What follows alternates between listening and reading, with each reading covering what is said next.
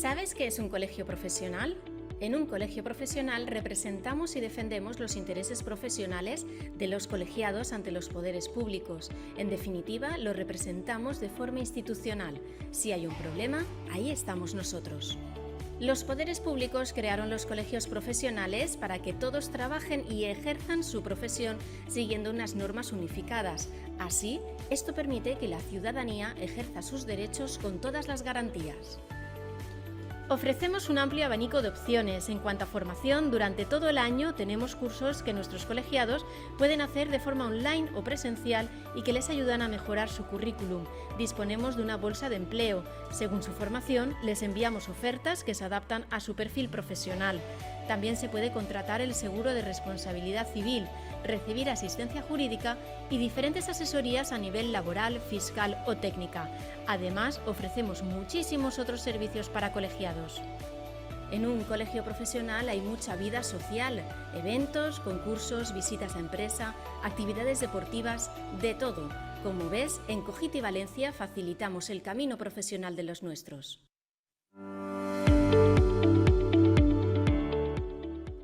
¿Por qué debes contratar a un ingeniero técnico industrial o graduado en ingeniería que esté colegiado?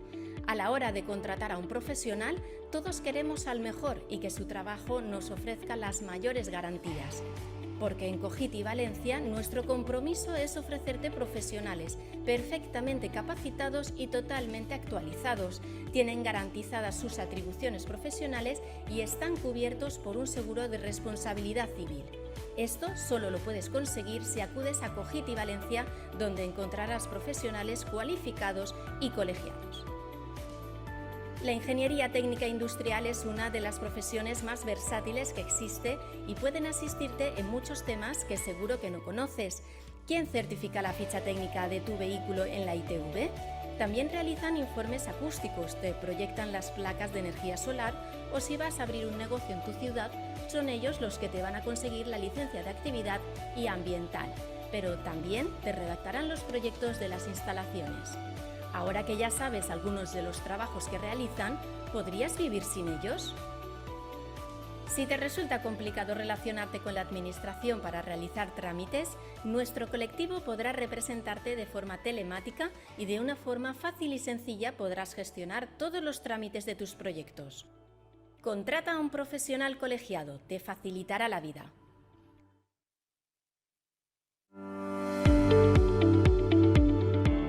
¿Sabes qué es? Hola, ahora mejor, ahora se me oye mucho mejor. Bueno, buenos días a todos a esta jornada sobre baterías.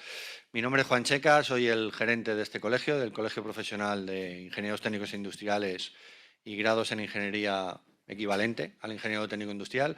Lo primero que quería es pues darle mis gracias y darle la gratitud del colegio a la comisión que nos ha ayudado en la formación, en la información de esta jornada.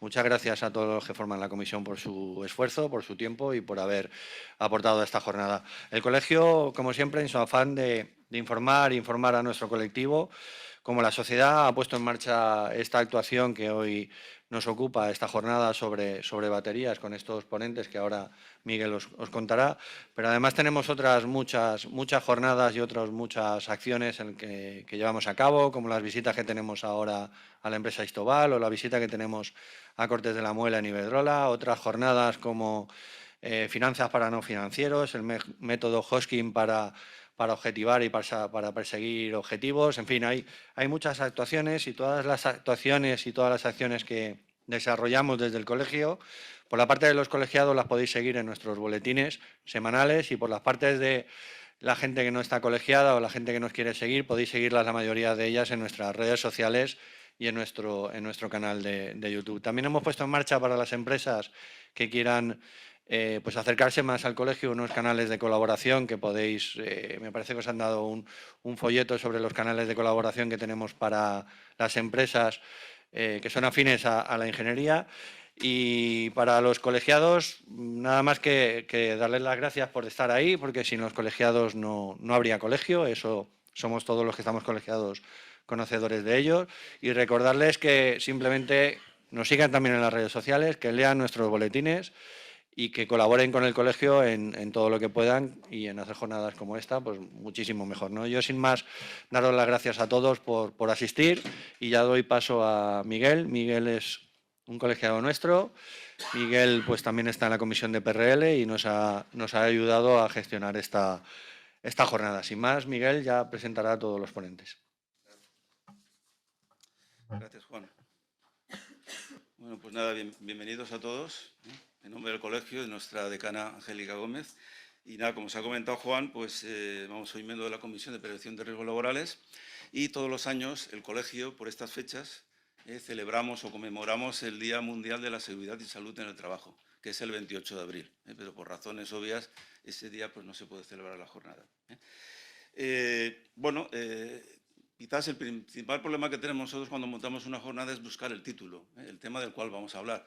Este año pues lo teníamos bastante fácil y bastante claro porque, bueno, como seguís por la prensa, están ocurriendo muchos accidentes derivados de un mal uso, un mal montaje o un mal mantenimiento de las baterías de litio. Como todos sabemos, cuando sale una tecnología nueva, pues aparecen riesgos nuevos. Apareció la electricidad, electrocuciones. Apareció la fisión nuclear, problemas. Seguridad vial, pues lo mismo. ¿Quién diría pues que Antonio Gaudí precisamente murió atropellado y el gran físico Pierre Curie también murió atropellado? Entonces, pues bueno, aparece una tecnología, aparecen riesgos. Actualmente, sabéis que tanto los vehículos de movilidad urbana como los turismos, incluso autobuses, pues están ya montando baterías de litio. Este tipo de baterías, como ahora nos comentarán, pues bueno, tienen una alta eficiencia, tienen menos efecto de memoria, tienen más ciclos de carga. En este momento son las baterías que normalmente se están montando en los vehículos. Y pues, ¿qué es lo que ocurre? Estas baterías pues hay que montarlas, se estropean, hay que mantenerlas, hay que cargarlas. A veces habrá que descargarlas, veremos cómo. Y en este proceso pues aparecen unos riesgos. Y estos riesgos pues se manifiestan luego en accidentes. Podríamos estar toda la mañana, que no va a ser así, hablando de accidentes. Barcos que llevaban un montón de coches, se han incendiado todos. Garajes donde había 2 o 3 coches eléctricos y se ha incendiado todo el garaje. Entonces solo voy a recogeros 4 accidentes y que además se han dado en la Comunidad Valenciana. Porque quizás esto nos... El último, evidentemente, pues es el de Sollana, en una importante empresa que todos conocéis, donde pues ardieron 5 naves industriales cuando se estaba haciendo una reparación de una batería, parece, de un patinete. Otro ocurrió en Cullera, también cerca de aquí, un accidente mortal. ¿De acuerdo? Una persona estaba durmiendo y, bueno, pues se incendió la batería y le cogió dentro. En Valencia, recordemos, en la calle Colón, frente al Corte Inglés, pues sabéis que hay una conocida casa de telefonía móvil muy importante y, bueno, mientras estaban allí haciendo algo, pues explotó una batería de un teléfono y hubo problemas. Y este mismo incidente se repitió 2 días después o 2 días antes en Zúrich, también en la misma empresa, como curiosidad. Y luego en Játiva, pues también hubo un incendio y una explosión con 2 heridos, por tema de una batería de litio que estaba asociada a una instalación fotovoltaica. Entonces, pues bueno, ese es un poco el ámbito donde nos movemos. He sacado una relación exhaustiva de empresas y de actividades donde podían estar afectos a este tipo de riesgo. En primer lugar, pues plantas de ensamblaje y montaje de baterías, talleres de reparación de vehículos, muy importante, servicios de postventa y reparación de equipos, empresas de alquiler de vehículos de movilidad urbana como bicicletas, patinetes, que además estas empresas alquilamos un patinete que no sabemos su historia. Este patinete además se recarga por la noche cuando no hay nadie en el local y normalmente están situadas en los bajos de los edificios. Concesionarios de automóviles, grúas y remolques de vehículos. Pues sabéis que la batería de litio está clasificada dentro del ADR como clase 9, quiero recordar. Incluso hay un pictograma específico para la batería de litio. O sea que estamos hablando pues, de un producto que es peligroso. Todo el tema de transporte de baterías, también podemos tener ahí incluso por riesgos de manipulación de cargas. No es lo mismo que te caiga una batería de arranque que te caiga una batería de este tipo encima de un pie. Luego, pues servicios de atención médica in situ, en lo que es el SAMU, unidades de vigilancia de la salud, que tengan que atender a una persona que esté dentro de un coche y que, bueno, pues previamente los bomberos habrán tenido que excarcelarlo, o a veces a lo mejor no se puede y hay que atenderlo en ese momento. Evidentemente, pues Policía y Guardia Civil de Tráfico, que también acuden y, bueno, pues tienen que, en fin, manipular, o mejor sacar, ayudar y colaborar. De hecho, pues agradecemos a la Guardia Civil la alta representación que ha tenido en esta jornada. Gracias. Evidentemente, personal que está expuesto son los bomberos, porque cuando ya no hay nada que hacer, pues ellos son los que tienen que ir y tienen que intentar extinguir ese incendio, o si no, por lo menos que no se propague. Y para eso tenemos un representante que tiene una amplia experiencia en estos temas. Luego, pues también empresas de transporte público. En Renfe sabéis que está prohibido llevar patinetes. En algunas ciudades españolas está prohibido también el subir al autobús con el patinete. Todo esto se está viendo. Luego, otra cosa también importante son los equipos de primera intervención en las empresas. Siempre se nos ha dicho, bueno, creo que era el artículo 55, ¿no? Medidas de emergencia de la ley de prevención. Entonces, las empresas sabéis que tienen que tener unos equipos de primera intervención para sofocar un posible incendio, un posible foco de incendio. Pero el tema de las baterías es algo nuevo. Entonces, bueno, habrá que formar a esos trabajadores en estas áreas. La formación es tan específica y el apagar el incendio es tan complicado que eso pues habría incluso que pensarlo. De hecho, pues en el informe que hicisteis en el Inbasal, pues se recomendaba que los equipos de primera intervención casi ni operasen. Luego, pues parkings públicos, garajes y, evidentemente, pues usuarios particulares, que, por ejemplo, pues tuvieran una instalación fotovoltaica y leí el otro día incluso pues en caravanas. Las caravanas también autocaravanas, perdón, están equipando baterías de litio. Entonces, bueno, pues eso también podría constituir un problema. Si esa batería, a lo mejor, esa autocaravana se aparca cerca de un parque natural, y ocurre un incendio, pues podríamos tener el incendio de la batería, la autocaravana y el parque natural. Y bueno, pues nada más. Hay un problema que tenemos esta jornada, es que los 3 temas que se van a desarrollar son muy interesantes y el tiempo es corto. Entonces hemos pensado también en el colegio, pues más adelante, organizar algún otro tipo de jornada con más extensión o incluso algún cursillo.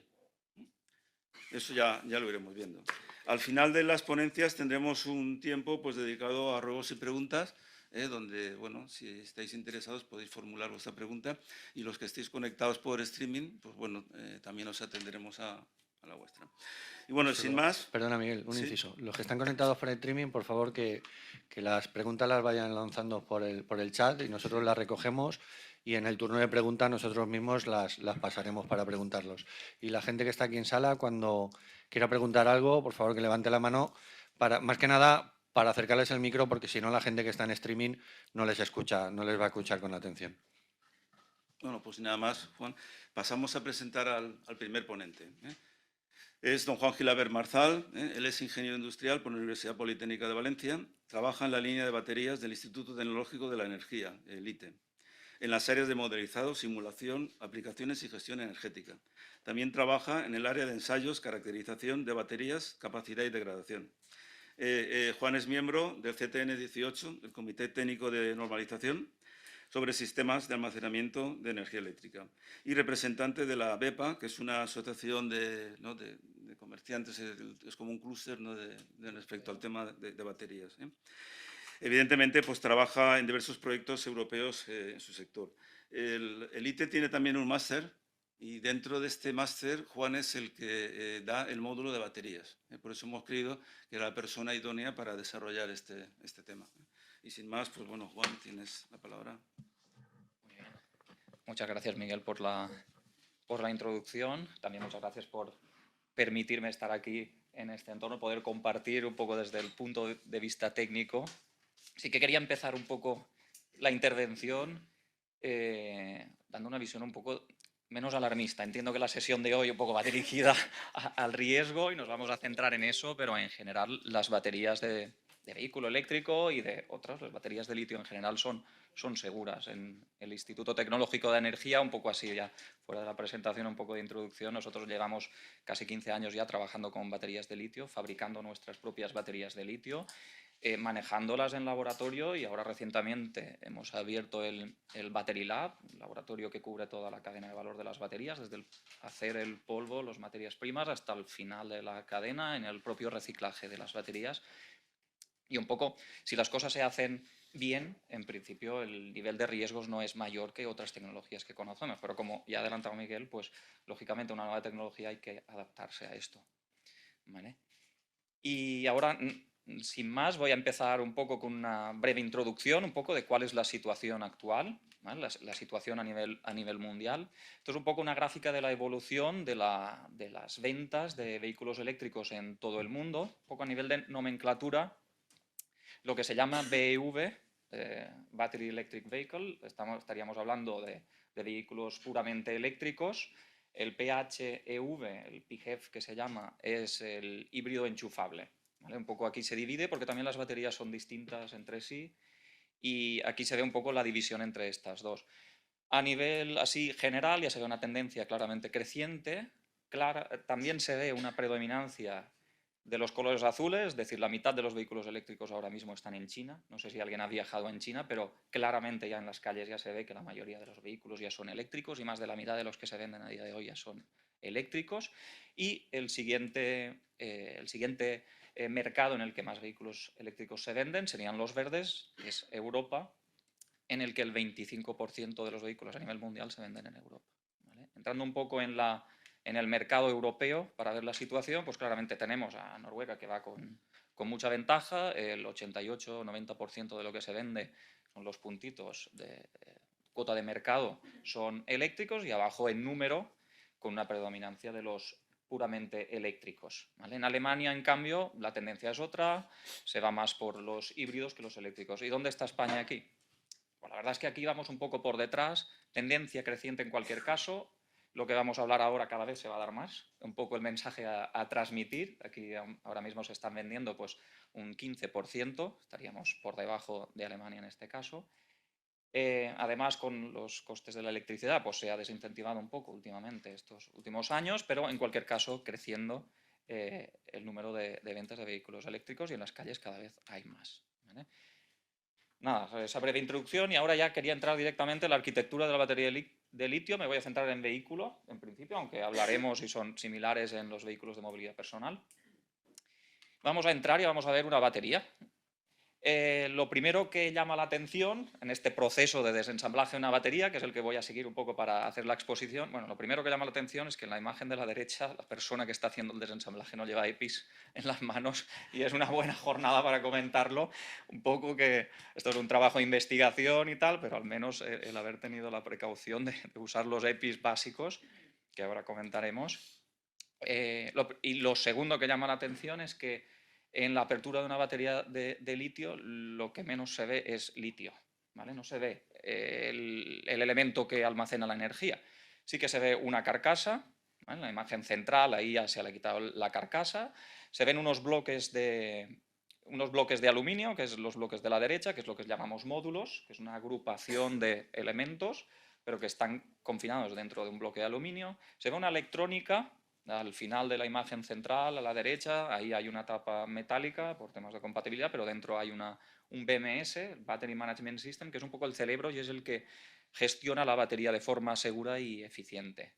Se ve un sistema de gestión térmica, se ven las dos tomas de manguito que se ven en la parte frontal de la batería, entrada y salida de líquidos. Después se ven unos embarrados que en esta imagen están escondidos, pero que son los que conectan los módulos, y cierto cableado de comunicaciones y sensores, ¿vale? Un poco para entrar un poco, porque en la imagen no se ve muy claro, entrando un poco en el detalle interno, tenemos este diagrama explosionado de la batería, un poco con los elementos. Vamos a ver un poco las funciones de estos que hemos visto, que son los componentes de la batería, ¿vale? Tenemos por un lado la carcasa, lo que se llama la carcasa, que tiene la parte de la cubierta, cubrir los componentes de la batería, y la parte inferior, que sostiene e integra estos componentes y tiene la función de absorber la energía, impactos y cargas mecánicas. Incluso en los vehículos actuales ya tiene una función estructural, que el vehículo no es parte del chasis, no se autosoporta si no tiene la batería montada en algunos de los casos. Después tenemos el cooling system, la parte de gestión térmica.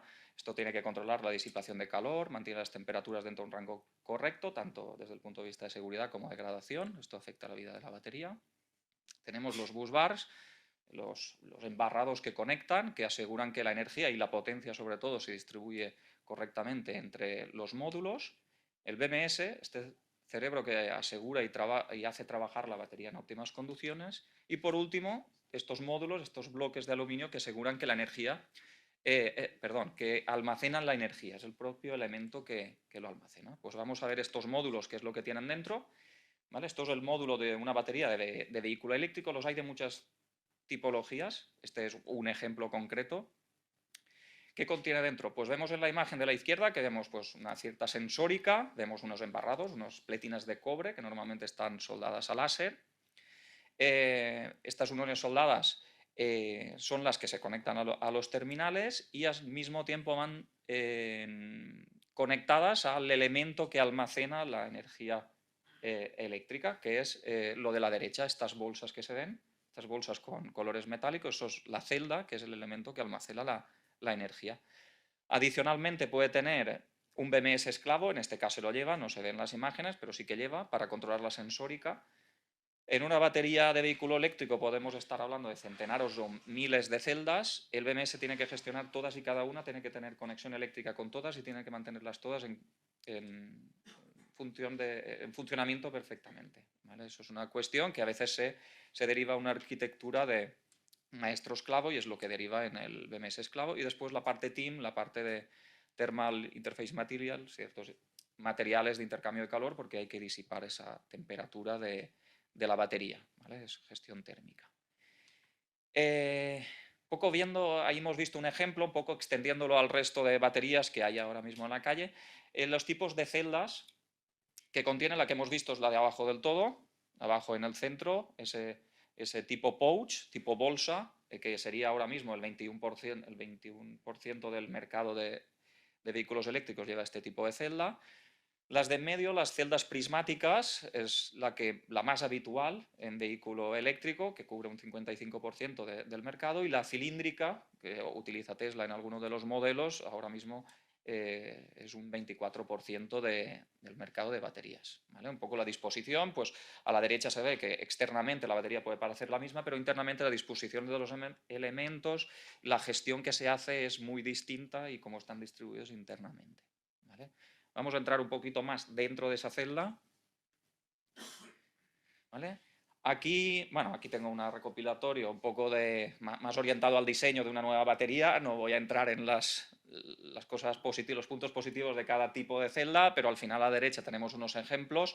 La pouch que hemos visto antes es relativamente pequeña. Aquí tenemos una de 31 amperios horas, una celda un poco más grande. La cilíndrica es de 2,6.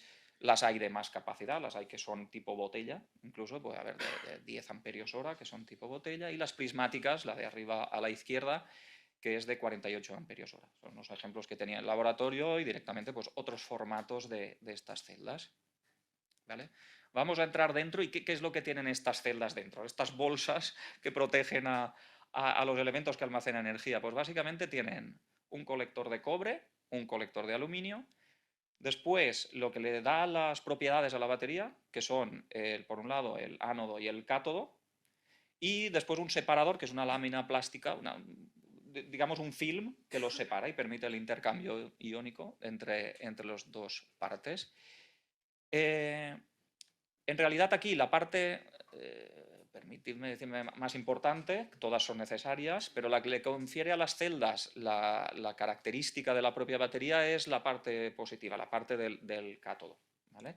A lo mejor habéis escuchado hablar de las LFP, las NMC, las NCA, distintas químicas que le confieren a la batería unas propiedades totalmente distintas. ¿Vale? Pues eso se las da, el nombre de las baterías de litio, dentro de las familias de litio hay muchas, se las da el cátodo. Este cátodo, las más habituales, podríamos decir que son estas 6. De estas 6, las 3, si tuviéramos que poner 3, pues sería la de arriba a la derecha, las LFP, y la de abajo a la izquierda, las NMC. Estas podríamos decir que son las dos más típicas en vehículo eléctrico y en el mercado ahora mismo están copadas por estas dos. Hay algunas de LTO abajo a la derecha, esto es más para estacionario porque tienen un nivel de tensión menor. y son un poco específicas para ese uso. Pero en general tenemos las LFP arriba a la derecha, tienen un cátodo de litio hierro fosfato, y abajo a la izquierda las NMC, níquel, manganeso, cobalto, tienen otras propiedades. Por ejemplo, vemos que las LFP tienen mucha menos energía, la Specific Energy, la parte de arriba, pero son mucho más seguras que las NMC, las de abajo a la izquierda, que tienen una mayor densidad energética y en consecuencia tienen menos seguridad, no siendo las menos seguras, que serían las NCA, que son las siguientes, que son las más baratas porque no tienen cobalto y tienen aluminio, y un poco son más baratas, pero son más peligrosas. ¿Vale? Ahora hablaremos un poco de esto porque se les da la etiqueta de seguras a las LFP y puede que no sean en todos los aspectos. ¿Vale? Vamos a entrar ya un poco al tema de la manipulación. Bueno, después Ángel va a comentar el tema de los EPIs. Voy a dar un poco un repaso, así, una visión general, y después profundizaremos tanto en los EPIs como el fenómeno estrella del fallo de las baterías, que es el thermal runaway. Lo dejaré un poco para mis compañeros.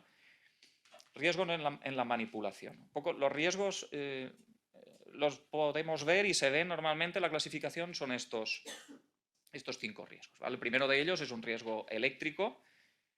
Lógicamente, las baterías de litio pues, tienen un nivel de tensión. Según los reglamentos, según el reglamento electrotécnico de baja tensión, se considera como una instalación de baja tensión.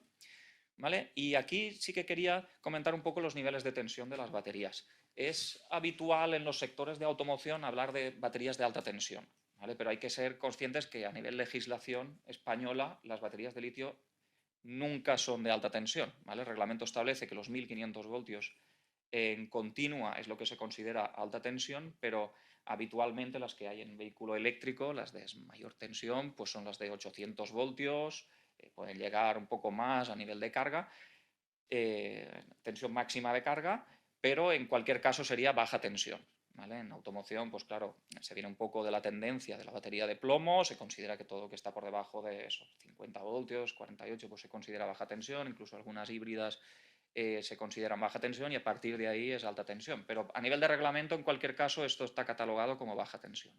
¿Vale? Esta baja tensión, pues en función del entorno, pues aplica una instrucción técnica u otra, pero en general, por debajo de los 75 voltios se considera que es muy baja tensión de seguridad. ¿Vale? No se establece específicamente porque depende del entorno, si es húmedo o no es húmedo y tal, pero en general se puede considerar muy baja tensión. ¿Y cómo traducimos esto a las celdas de la batería, a las baterías de litio? Pues lo primero es el concepto de tensión de una batería. ¿Vale? Porque una batería puede tener una tensión nominal de 3,6 voltios, que pueden ser una NMC normal, una de litio habitual, pero esa batería no trabaja nunca a 3,6 voltios. Esa batería trabajará a 4,2 cuando está siempre cargada y trabajará a 2,5 o 3 voltios cuando está descargado.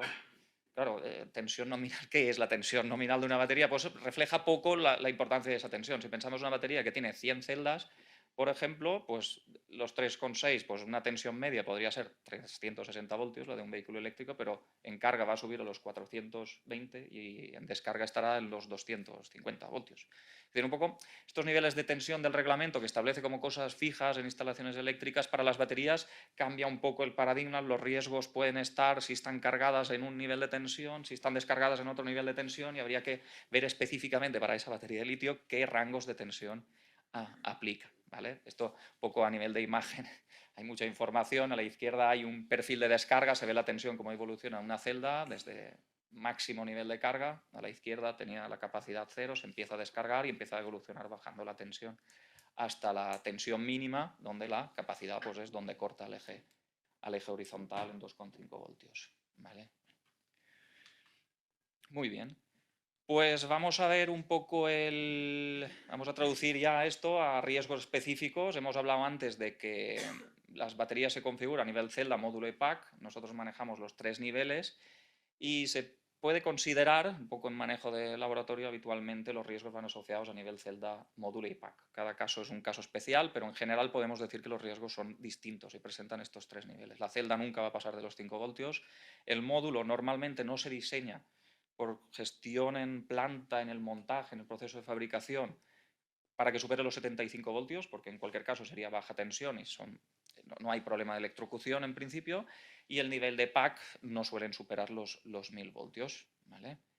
Aquí tenía una pregunta de cuántas celdas en serie tiene un módulo, pues poco claro, depende de la química, es variable, pero normalmente pues, podemos estar hablando de unas 15, 20 celdas en función de la química, ¿vale? Y no se configuran con más celdas por módulo por la cuestión esta, por evitar electrocuciones en el manejo a nivel módulo en el ensamblaje, ¿vale?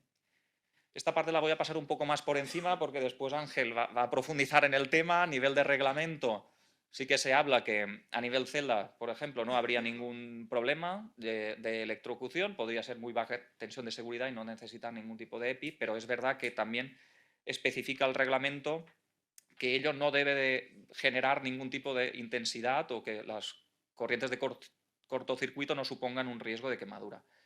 En las baterías de litio, por construcción, por las propiedades que tienen una muy baja resistencia interna y esto se traduce en que las corrientes de cortocircuito son muy elevadas. En una celda normalita de NMC a nivel celda, que es una celda que podría tener aquí encima, puede generar pues, unas corrientes de cortocircuito de 4 o 5.000 amperios, ¿vale? Son directamente esos chispazos que se den al conectar baterías y en cualquier caso no se pueden considerar, digamos que son carentes de riesgo eléctrico, ¿vale? El riesgo de cortocircuito está y eso pues después hablaremos de los EPIs, pues lógicamente lleva unos EPIs asociados. ¿Vale? Un poco aquí está pues ciertas consideraciones, esto está en el reglamento electrotécnico, pues ciertas precauciones, vestir ropa de trabajo sin cremallera, sin otros elementos conductores, diseñada para el riesgo del arco eléctrico, no portar pulseras y cadenas, bueno, algunas consideraciones que tenemos en el trabajo a nivel de celda de baterías. Entiendo también que lo que vamos a tratar principalmente es a nivel de pack, voy a pasar directamente a nivel de pack. Lo primero es que depende de qué vayamos a hacer con el pack de baterías. Si lo que se va a hacer es simplemente un manejo acorde a unas operaciones elementales, ciertas comunicaciones, o hacer cierto diagnóstico a nivel de comunicaciones, pues no hay ningún riesgo eléctrico, digamos, si se siguen las pautas que establece el fabricante, ¿vale? Otra cosa es si se requiere el acceso interno al pack. Aunque no requiera de la manipulación de ese pack, hay una posibilidad de contacto con elementos en tensión. Ahí sería en cualquier caso un método de trabajo en proximidad y ya habría un cierto riesgo de entrar en contacto. Pues se tienen que delimitar las zonas, como se hace según el reglamento, en instalaciones de baja tensión que no se les puede hacer descargo, que no se puede desenergizar. Ese sería un método de trabajo si no se tuviera que operar internamente, ¿vale? Ciertas verificaciones, utilizar ciertos accesorios aislantes, útiles de trabajo aislantes, pértigas aislantes en el caso que se toque, de que se tenga que acceder, ¿vale? Porque esto ya es manipulación, aquí ya pasamos a nivel de manipulación del pack, que se tenga que manipular, ¿vale? Esto ya es un trabajo en tensión, ¿vale? Que sea una verificación, que no haya empezado el fallo, que no esté la batería, que no esté mal, que no haya sufrido un accidente, ahí también hay un riesgo de entrar en contacto. Pues aquí abajo hay un poco la recopilación de algunas recomendaciones que hace el reglamento acorde al trabajar con este tipo de packs de baterías a nivel interno, aunque no se vayan a sustituir componentes, ¿vale? Y bueno, y por último, pues con una cierta manipulación interna. En este caso, el método de trabajo es un trabajo en contacto. Aquí te tienes que poner en tensión, pues hay que mantener las manos protegidas y hacer ciertas medidas que después comentaremos en la parte más de prevención, ¿vale? Pasamos al thermal runaway, al riesgo químico, que después también Luis profundizará, lo voy a pasar muy por encima. Al final, este riesgo es el asociado a la generación de calor, a este efecto en cadena que se libera al producirse el fallo de las baterías. Esto depende en gran parte del estado de carga. Arriba a la derecha hay una imagen en la que se compara distintas tasas de liberación de calor entre gasolina, fuel oil, y las tres últimas son las de tasas de liberación de calor de baterías de litio. Y esta es la dependencia que se tiene del estado de carga. El SOC es el estado de carga. Si la batería está cargada, se puede asemejar a una propagación de gasolina, una generación de calor de la gasolina, pero si está descargada ya se ve que es mucho más segura. Bueno, pues esto es es una cuestión a tener en cuenta en el tratamiento de las baterías. El estado de carga influye mucho en la virulencia del fallo por thermal runaway. ¿Vale? Hay otras condiciones como la temperatura ambiente o la química de la batería. He hablado antes de las LFP y NMC. Abajo hay velocidades de calentamiento de distintas químicas. Pues la LFP es la verde de abajo del todo y la NMC en este caso, la NMC es la azul.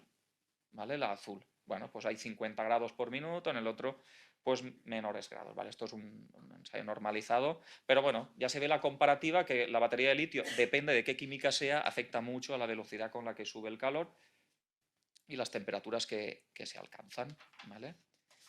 Aquí, bueno, solo una visión general, al final este thermal runaway puede venir por 3 condiciones: por abuso mecánico, por abuso eléctrico o por abuso térmico. En cualquier caso, esto, por una condición o por otra, deriva en un cortocircuito interno, en un modo de fallo del separador, que es lo que separa el positivo al negativo, el cobre del aluminio, y ahí dentro conectan las dos partes, y es lo que puede derivar en una situación de no thermal runaway o en una situación esta de reacción en cadena que ya no se puede parar y genera el fallo irreversible, ¿vale?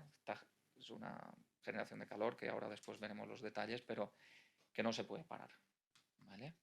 Pasamos a la fuga de electrolito, que puede ser otro de los riesgos asociados al fallo. Aquí ya estamos en situación de fallo. La energía eléctrica era en funcionamiento normal y lo otro ya son condiciones de fallo, una batería que falla, que como digo no es habitual, pero bueno, hay que ver los riesgos asociados. La fuga de electrolito, aquí vemos un ejemplo en laboratorio, pues tenemos por un lado, puede llevar a inflamabilidad, cierta irritabilidad si se toca, si entra en contacto con la piel, la toxicidad asociada a que es volátil el electrolito sobre el que está mojado, y después la corrosividad, que se ve abajo en algunas de las imágenes de algunas muestras en laboratorio como, digamos, momentos después de haber ensayado esa celda, un aplastamiento, enseguida ya aparece la oxidación, y es que el electrolito es muy, muy corrosivo, ¿vale? Es una de las formas de ver internamente una batería que presenta corrosión, probablemente haya fuga de electrolito, es una situación de alta peligrosidad, ¿vale?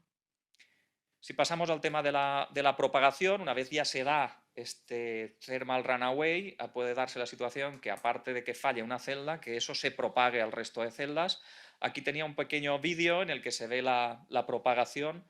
No sé si vale la pena o después ya vemos el vídeo. Sí, es un vídeo, dura 10 segundos, no sé cómo, ahora, a ver si... No sé cómo ejecutarlo para darle al clic.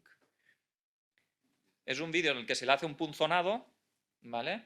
Se hace un punzonado a una de las celdas que hay ahí, falla una, pero esto ya es, segundos después, es el fallo de todas las celdas, ¿vale? Se ve un fenómeno thermal runaway de una de las celdas que se ha propagado en cuestión de segundos al resto. Las baterías que hay en la calle tienen elementos que separan las celdas y que confinan ese thermal runaway en uno de los elementos. De hecho, las normas de automoción lo establecen así, se tienen que hacer ensayos de propagación. No así en algunos de otros, bueno, ahora llegaremos a la parte normativa, en algunas de las normas que aplica a otras aplicaciones, ¿vale? Bueno, al final la propagación pues depende de la gestión térmica, la distancia y ciertos elementos de contención, como baquelitas y tal, que se ponen internamente en las baterías para evitar la propagación del thermal runaway, ¿vale? Y por último, las emisiones. En un caso de, aquí por ejemplo, esto es un aplastamiento. Vemos que se generan humos, partículas, proyectiles, proyección de partículas incandescentes. Esto lleva a la alta inflamabilidad, que podría derivar en, digamos, internamente el electrolito tiene la reacción que se genera cuando se empieza a evaporar, genera hidrógeno, genera metano, genera algunos gases que, si se quedaran dentro de la envolvente, de la carcasa de la batería, podría crear un ambiente inflamable y que alguna chispa interna generara al final el fuego. Esas emisiones poder derivar en fuego. También está la parte de la toxicidad, que como he comentado antes, hay las dos químicas, las LFP y las NMC, las que se consideran más seguras, que son las LFP, porque la virulencia del thermal runaway es mucho menor. Hemos visto la gráfica verde que deriva en mucho menor, pero los gases que se emiten son muchísimo más tóxicos que las NMC, por ejemplo. Es decir que hay que ver en cada una de las tipologías de baterías de litio el cómo cómo abordarlas en caso de fallo, porque son muy distintos los riesgos que pueden venir, ¿vale? Y en última instancia la proyección de partículas directamente. Por ejemplo, abajo a la izquierda lo que se ve es que ese cobre, ese aluminio de una de las celdas en las que se ha producido simplemente por aplastamiento un thermal runaway en un punto, acaba sacando los elementos dentro de la celda y vamos, había cobre y había aluminio por el lado en la cámara de ensayos. ¿Vale? Muy bien. Voy un poco mal de tiempo, creo. Sí. Voy a ir un poco más rápido. ¿Vale? Voy a entrar un poco en una visión general porque creo que es importante la parte normativa y legislación. Por empezar por la legislación de obligado cumplimiento, hay que decir que ahora acaba de entrar el reglamento de baterías, el nuevo reglamento de baterías. Esto establece la obligatoriedad de cumplir estas condiciones. Se orienta mucho a la reciclabilidad, al pasaporte digital. También es verdad que, a diferencia de la anterior directiva, no contempla, sí que contempla en este caso, digamos, niveles de desempeño mínimo para las baterías, la calidad mínima que se tiene que exigir, una forma de poner barreras, ¿no? A lo mejor a las baterías chinas de mala calidad, que se le exija una cierta calidad de esas baterías que vienen de fuera en muchos de los casos. Pero esta normativa al final, este reglamento europeo que abole la anterior directiva, lo que viene a abordar son tres problemas principales de la anterior directiva, y es que no había unas condiciones homogéneas en Europa para la generación de un entorno estable para las gigafactorías y fabricar nuestras propias baterías. Hay un segundo punto de funcionamiento eficiente del mercado de reciclaje, que también se aborda en gran medida. Y por último, riesgos sociales y ambientales que no están contemplados en el derecho ambiental, digamos, de la anterior directiva, sí que se contemplan aquí, como es la parte de seguridad. Y sí que se dan algunas indicaciones. La cuestión de este reglamento es que lleva asociado la generación de legislación secundaria, que se llama. Hay muchas leyes secundarias que se tienen que generar y se da un plazo de 3-4 años. Hasta 2028 se estima que no estará toda promulgada. Claro, lo que hemos estado hablando antes es que los problemas están aquí ya.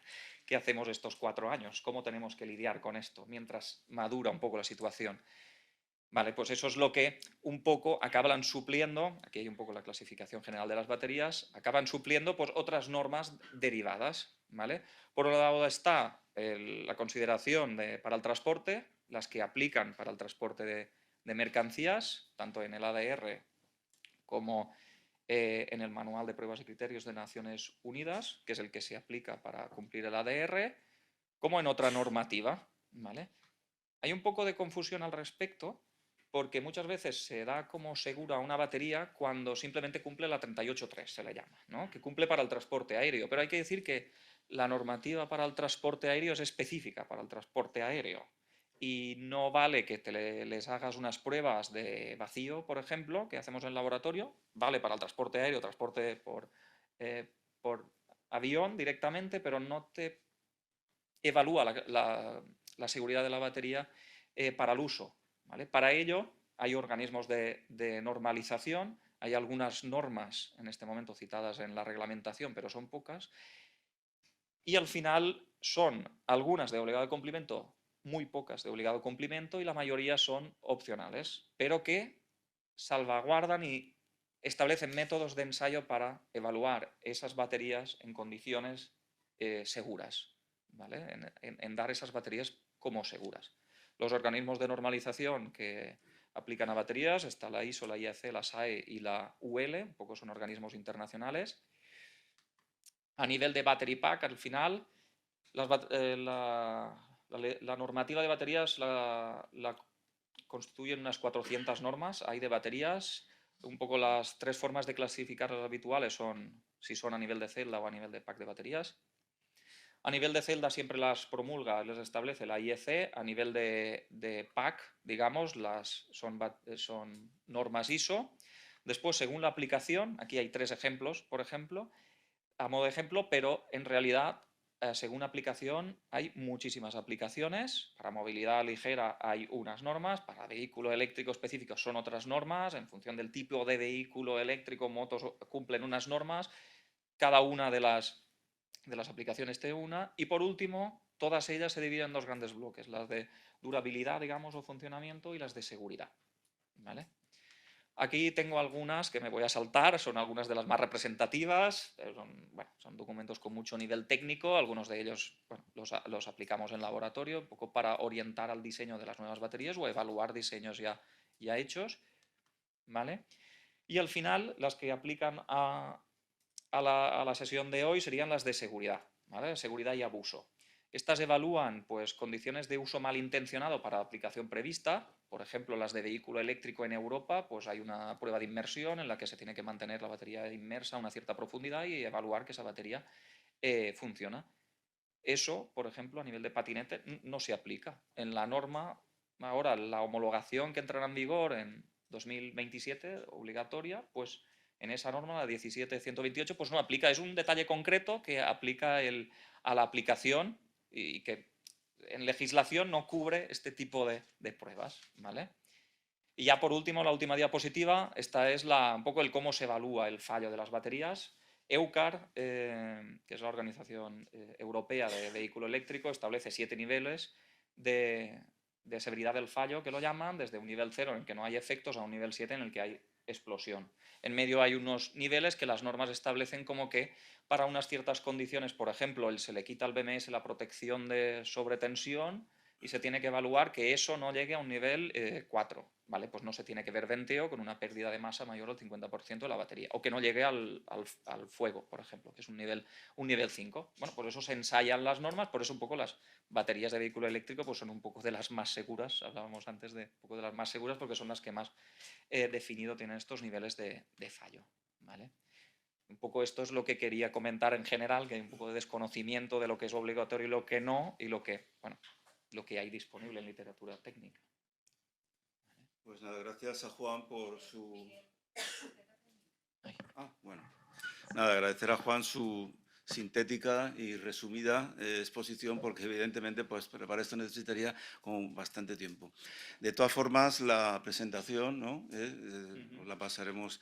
Y en ruegos y preguntas, pues si tenéis, y luego, pues evidentemente, si mañana o pasado mañana os sale alguna duda, pues bueno, a través de él o a través del correo del colegio, pues la comunicaremos. Bueno, pues la siguiente ponencia, muy interesante porque, vamos, es un peligro nuevo. En la empresa, pues podemos tener hecha la evaluación de riesgos, los operarios formados, tener mangueras, tener extintores, pero incluso haber pasado una auditoría de seguridad, pero ocurre el incendio. Y en ese momento, pues aquello empieza a arder, incluso puede explotar. ¿Qué tenemos que hacer? El equipo de primera intervención de la empresa, por regla general, vamos, seguro, no va a estar preparado para hacer frente a esto. Seguramente tampoco tienen los medios. Entonces, en esa situación, pues los únicos que pueden actuar y hacerlo bien, pues son los bomberos. Y para eso, pues tenemos a un representante. Entonces, la siguiente ponencia va a correr a cargo de don Luis Ángel Merenciano Gil. Él es cabo en el Servicio de Bomberos del Ayuntamiento de Valencia, tiene 22 años de experiencia en el sector, en el cuerpo, y ha implantado procedimientos y protocolos de actuación en las áreas de prevención e intervención. En el Servicio de Protección Civil también ha colaborado en el desarrollo de planes de autoprotección y emergencias, tanto en empresas como en edificios de pública concurrencia. Es instructor de salvamento y rescate en accidentes de tráfico. De hecho, creo que la semana pasada, ¿no?, estuviste... Y es instructor también en intervención de vehículos propulsados por nuevas tecnologías. Entonces, bueno, pues cedo la palabra a Luis, que aparte, vamos, supongo que será la charla muy interesante y nos va a comunicar y a informar sobre temas en los que, aunque hayamos hecho cursos de incendios por ahí, pues son novedosos para nosotros. Cuando quieras, Luis. Hola, buenos días. Bueno, en principio dar las gracias al colegio por la invitación y tener en cuenta el punto de vista desde la primera intervención y emergencias de bomberos.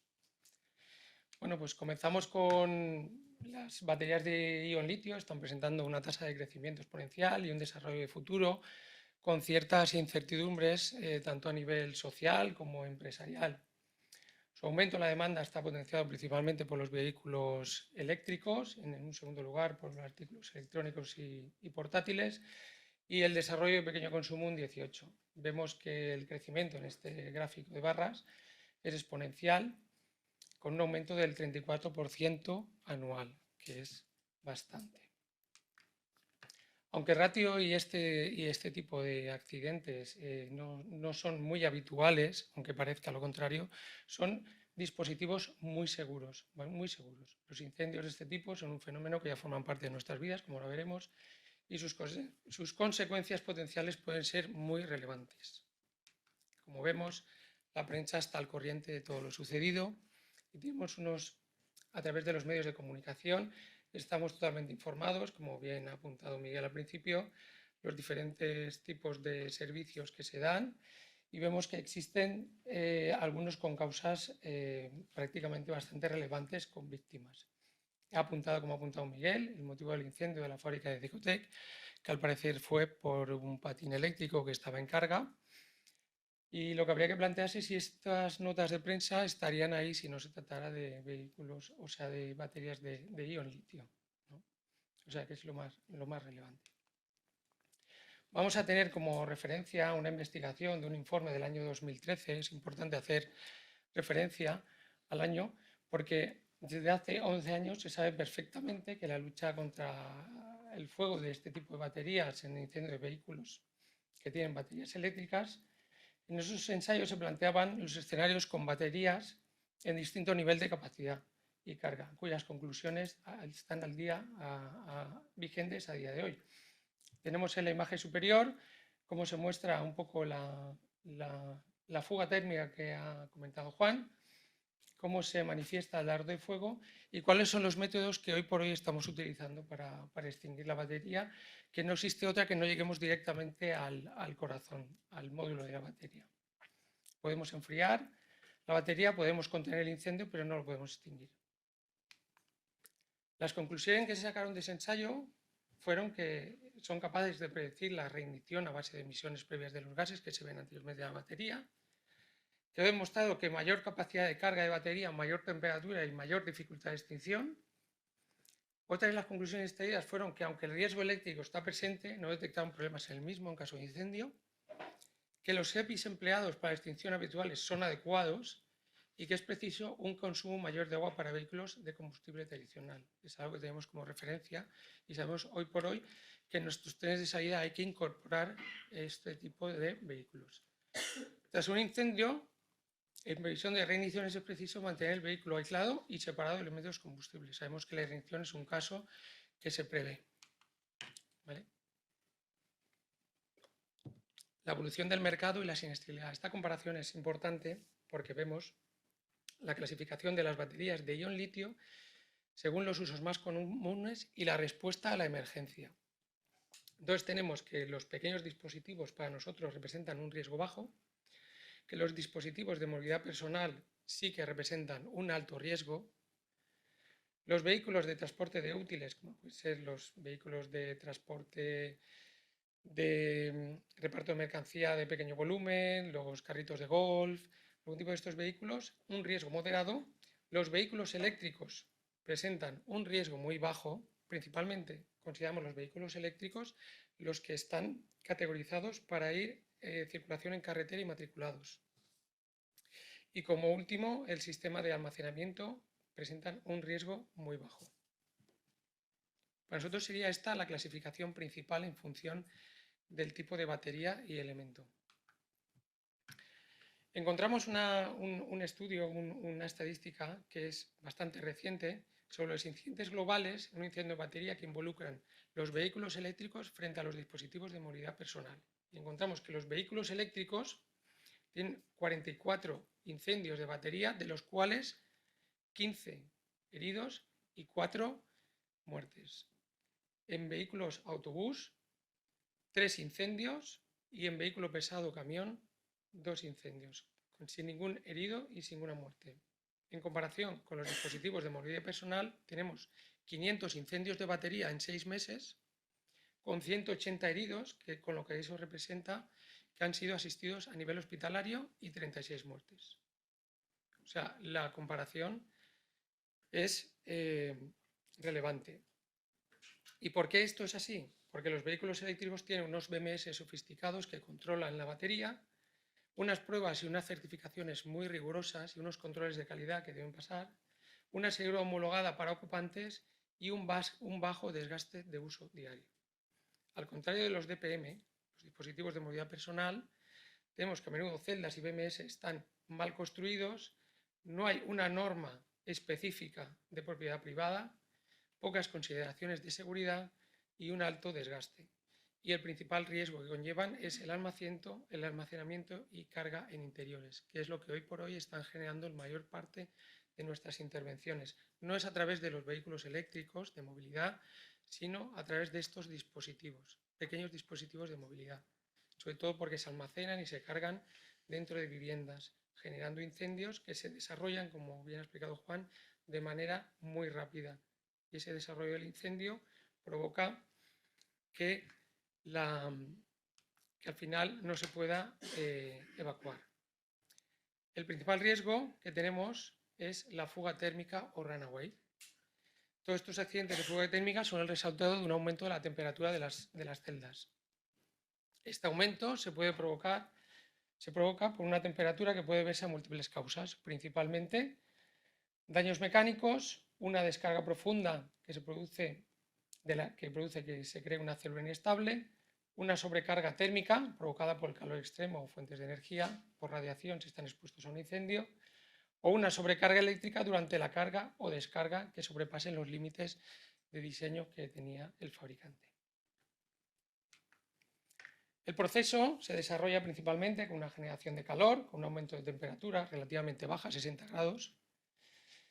La reacción entre el litio electrolítico y el electrólito es una reacción exotérmica, empieza a evaporarse, reacciona y descompone el separador que hablaba Juan anteriormente, generando gases. Ese separador se ablanda, los iones de litio no pueden atravesarlo, reaccionando y descomponiendo el separador y creando gases inflamables, tóxicos y corrosivos. Esa descomposición del cátodo y la liberación de oxígeno, porque estos incendios tienen la particularidad que crean su propio oxígeno, y la acumulación de gases. Se crea el venteo para liberar la sobrepresión del interior de la batería, creando el desbordamiento térmico y el runaway. No, todavía no. Ay, sí, perdón, sí, pon el vídeo, sí. Sí, como lo habíamos cambiado, perdón.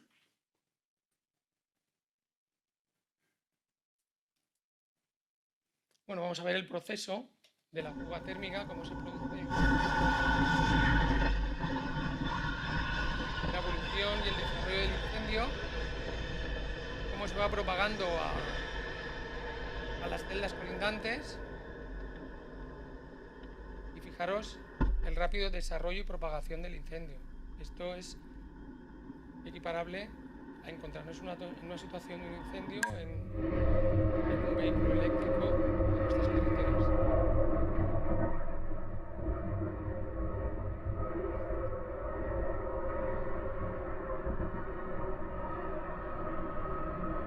Esto es un ensayo realizado dentro de una caja estanca, justamente para almacenar baterías de iones.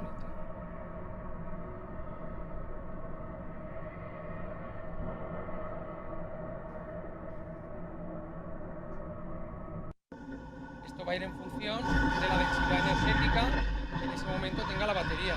No lo mismo será encontrarnos en una intervención con un vehículo que se encuentre 100% de carga, que se encuentre con un 25% de carga. Posiblemente con baterías con un 25% de carga nos encontremos que no hay una situación de peligro.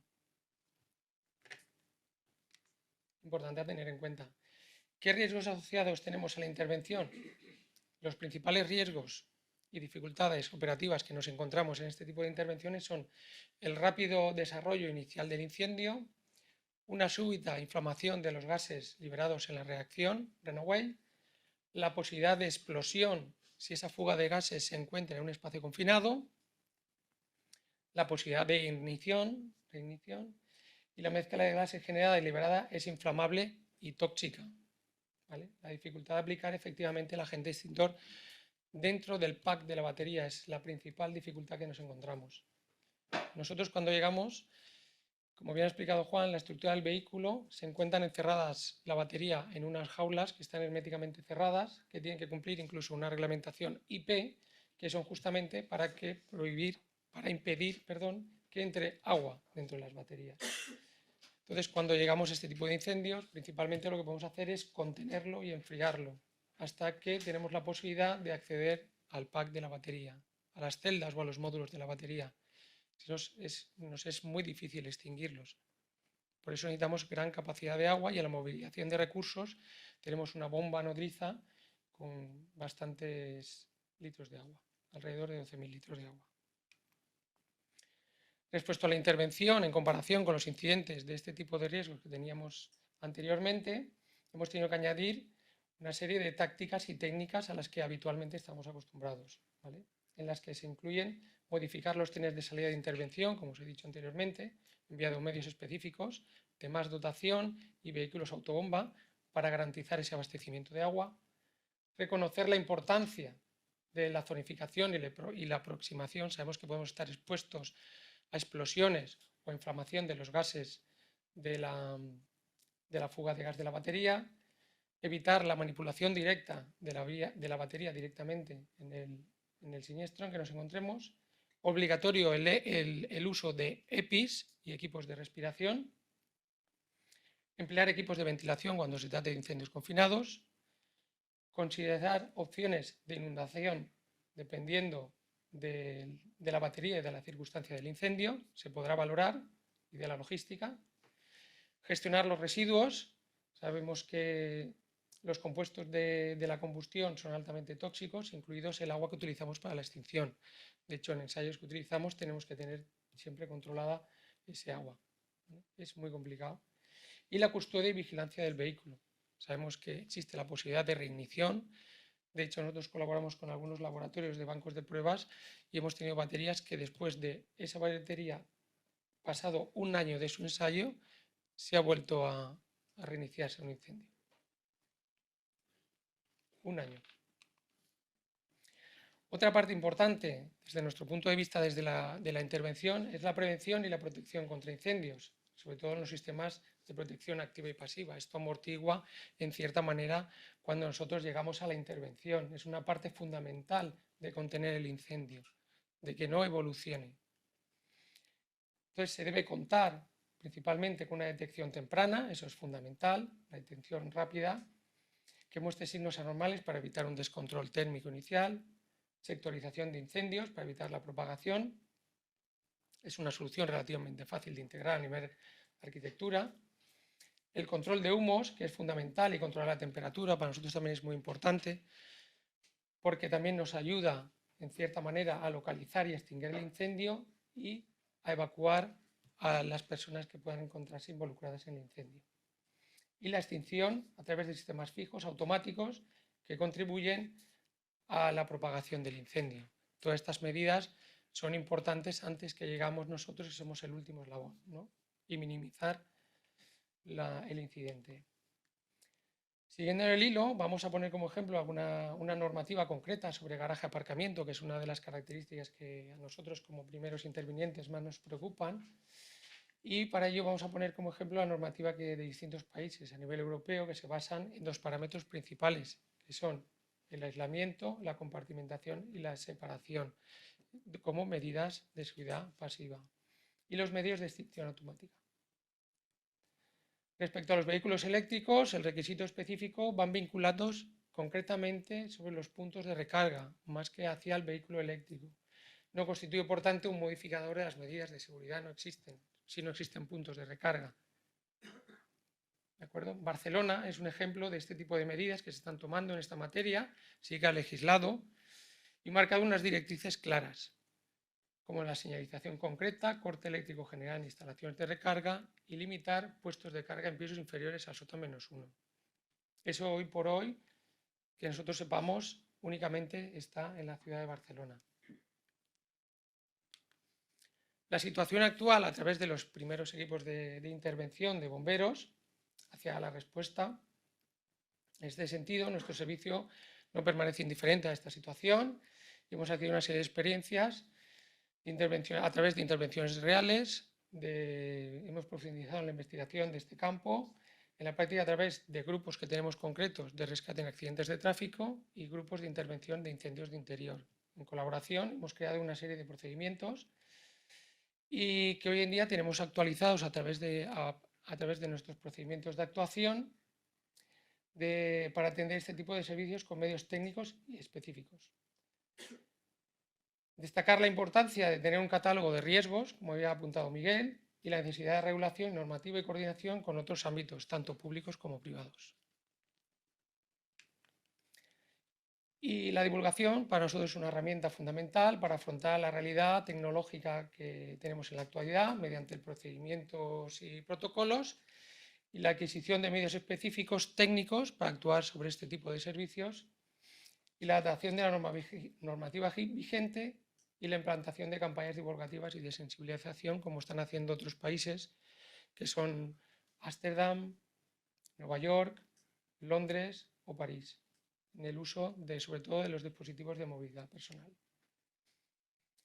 Y con esto, pues, mi intervención desde el punto de vista de las emergencias. Muchas gracias. Muy bien, Luis, muchas gracias por tu también sintética intervención y por además, como has acabado un poquito antes, pues tendremos luego más tiempo para la parte de ruegos y preguntas. Y bueno, pues nada, la tercera intervención va a correr a cargo del Inbasat. El colegio todos los años organiza esta jornada, como hemos comentado anteriormente, y siempre contamos con la colaboración del Inbasat, que es el Instituto Valenciano de Seguridad y Salud en el Trabajo. Además, se da la circunstancia que, bueno, que Ángel y Castellanos, que es el subdirector del Inbasat, han preparado, con Juan Carlos, han preparado un informe que creo que salió en diciembre, ¿no?, del 2023, ¿no? En noviembre de 2023, sobre precisamente estos riesgos. Entonces, pues nos viene al pelo. Y bueno, pues la exposición va a correr a cargo de don Ángel Díaz Ruiz. Él es ingeniero técnico industrial en máquinas eléctricas y es graduado de Ingeniería Eléctrica también por la Universidad Politécnica de Valencia. Es técnico de seguridad y salud bueno, iba a decir en el gabinete, porque tenemos en el Inbasat, y acumula 28 años de experiencia en el sector. Entonces, evidentemente, como podéis imaginaros, pues también, bueno, tiene una amplia experiencia en empresas, en jornadas y en cursillos relacionados con la prevención de accidentes.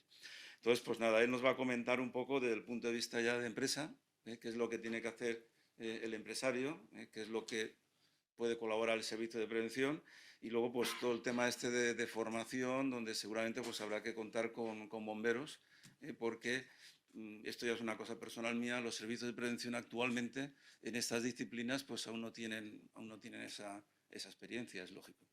Pues cuando quieras, Ángel. Bueno, muchas gracias. Gracias a todos y a todas por asistir a esta jornada. Gracias al colegio por la invitación. Bueno, y aclarar que el apunte técnico lo ha hecho Juan Carlos. Es su director y tengo que aclarar que es suyo, la autoría es suya. Bien, como ustedes saben, el Plan Nacional Integrado de Energía y Clima, el 2001-2030, tiene entre sus objetivos, bueno, de alcanzar para el año 2030 los 5,5 millones de vehículos eléctricos. De acuerdo con el anuario de AEDIBE, que es la Asociación Empresarial para el Desarrollo e Impulso de la Movilidad Eléctrica, en la actualidad hay en España unos 500.000 vehículos eléctricos, de los cuales unos 150.000 se matricularon en el año 2023. Como comentaba Juan, la tendencia es al alza, que cada vez tengamos más vehículos eléctricos, vehículos que nos generan unos riesgos nuevos, sobre todo a las personas, a los trabajadores que tienen que reparar este tipo de vehículos. Y yo voy a enfocar la charla en el personal trabajador que va a manipular o que tiene que interactuar con este tipo de equipos. Como ha comentado Miguel, ya en octubre del 23, perdón, que la edición es de octubre del 23, el Inbasat elaboró un apunte técnico donde desarrollamos los principales riesgos y las principales medidas preventivas que debemos de adoptar cuando actuemos frente a una batería de tracción de ion litio. Como las transparencias estas creo que las van a dejar accesibles, os he puesto ahí el enlace para que el que se quiera descargar el apunte técnico pues lo pueda tener. Simplemente muy rápido, porque esto, en fin, existen en la actualidad 3 tipos de vehículos eléctricos: el híbrido enchufable y el de batería, que tienen un esquema eléctrico a nivel de bloques, el que les indico ahí, el motor eléctrico puede ser de corriente continua o puede ser, como el de abajo, de corriente alterna. En ese caso, lo único que aparece es un inversor para transformar la corriente continua en corriente alterna. Y hablamos de unas tensiones en la batería de entre 200 y 1000 voltios. Y aquí, como comentaba Juan, el concepto que tenemos de alta tensión. Y hay que distinguir el concepto de alta tensión técnico del reglamentario. Reglamentariamente solamente existe o baja tensión o alta tensión. El que trabaja en instalaciones eléctricas de alta tensión conocerá que también aparece el término de media tensión. Pero esa media tensión reglamentariamente no existe. O es baja o es alta. Y esto hay que dejarlo claro porque no se va a trabajar en ningún caso en una batería eléctrica en alta tensión. Se va a trabajar siempre en baja tensión. Lo que ocurre, que sí que es cierto, que es una nomenclatura técnica y que el reglamento número 100 de Naciones Unidas sí que nombra esta alta tensión, y os la he puesto ahí en esta tablita, cuando en corriente alterna trabajamos unas baterías por encima de 30 voltios y hasta 1000 voltios. Ahí lo considera alta tensión. Y en corriente continua por encima de 60 y hasta 1500. Es un concepto técnico que el reglamento así lo establece. Pero hay que distinguirlo de lo que es la reglamentación aquí a nivel estatal, que tenemos baja y alta. Y la baja es hasta 1000 voltios en alterna y hasta 1500 en continua. En todos los casos, el reglamento que vamos a aplicar a nivel de instalación va a ser el reglamento electrotécnico de baja tensión, Real Decreto 842/2002 de 2 de agosto, que en el artículo 2 establece su ámbito de aplicación. Y en contrapartida, porque el reglamento de baja tensión es seguridad industrial, en contrapartida tenemos la seguridad laboral, que emana de la Ley de Prevención de Riesgos Laborales. Y aquí aparece el Real Decreto 614/2001, que es el que deben de utilizar todos aquellos trabajadores que interactúen con la energía eléctrica. Este Real Decreto se aplica a todas las instalaciones eléctricas, de los lugares de trabajo y a todas las técnicas y procedimientos para trabajar en ellas. No hay a fecha de hoy reglamentación específica para trabajar esta casuística concreta. Por lo tanto, tenemos que ir a este reglamento. Este reglamento define la instalación eléctrica como el conjunto de los materiales y tal, y incluye específicamente las baterías. Por lo tanto, la normativa que vamos a tener que utilizar cuando vayamos a interactuar con una batería eléctrica va a ser este reglamento. El operario tendrá que utilizar esto. Esto lo comento porque los técnicos de prevención, cuando tenemos que hacer una evaluación de riesgo de un trabajo, sea el que sea, siempre lo primero que hacemos es comparar con un estándar. Y ese estándar es siempre la normativa. Porque esta normativa, además la normativa laboral, son todo disposiciones mínimas de seguridad y salud en el trabajo. La Ley de Prevención establece que estas disposiciones mínimas es un derecho indisponible. Es decir, que el trabajador, aunque no quisiera hacer uso de él, está obligado a hacer uso. Por lo tanto, esta va a ser la norma que debemos de aplicar en todo caso. Y esto nos lleva a un cambio de paradigma, al paso de un taller convencional de reparación de vehículos de motores de combustión a un taller donde vamos a tener que introducir una zona donde tengamos que reparar este vehículo eléctrico. Esto se va a basar en que vamos a tener que instalar una serie de puntos de recarga, que hay que adecuar esta zona de intervención, que hay que utilizar herramientas especializadas y a la formación del personal. ¿Qué formación me exige a mí la reglamentación? Pues hasta ahora, todos los operarios en un taller de automoción serían trabajadores usuarios de equipos o instalaciones eléctricas. Este reglamento establece como 3 niveles de formación. El más básico sería ese. Yo, por ejemplo, en mi trabajo diario, que soy técnico de seguridad y salud y hago inspecciones en empresas y investigo accidentes y tal, soy usuario de la energía eléctrica porque utilizo un ordenador, tal. Entonces, la formación que me tienen que dar es esta, que es una formación muy básica, con unas medidas preventivas universales. Pues lo típico que se le dice a los usuarios, pues mire, cuando usted vaya a desconectar un enchufe, no tire del cable, tire de la clavija. Formación muy básica. Tiene otra categorización el Real Decreto, que es trabajadores cuya actividad no es eléctrica, pero se desarrolla en proximidad de instalaciones eléctricas o con partes accesibles en tensión. Esto está más enfocado a los operarios de la construcción cuando trabajan en la proximidad de líneas aéreas de alta tensión, porque estas líneas, como ustedes saben, van desnudas, no van aisladas. Entonces tienen partes accesibles en tensión. porque en baja tensión en ningún caso pueden haber partes accesibles en tensión, porque sería un defecto muy grave y ahí implicaría la paralización del trabajo, ¿vale? Y luego hay otro tipo de trabajadores que son trabajadores cuyo cometido sea instalar, reparar o mantener instalaciones eléctricas, que los electricistas entrarían dentro de esta categorización. Pero, claro, esto requiere una formación mucho más amplia. Hay que explicarles este Real Decreto de una manera mucho más amplia. Bueno, pues el personal que trabaja en un taller de automoción ha pasado del nivel 1 al nivel 3 directamente. El que vaya a trabajar con baterías eléctricas, porque su cometido va a ser mantener o reparar instalaciones eléctricas. Y el Real Decreto establece dos figuras novedosas para el sector, que es el trabajador autorizado y el trabajador cualificado. El trabajador autorizado es un trabajador que ha sido autorizado por el empresario para trabajar con riesgo eléctrico en base a que conoce los procedimientos para trabajar con riesgo eléctrico.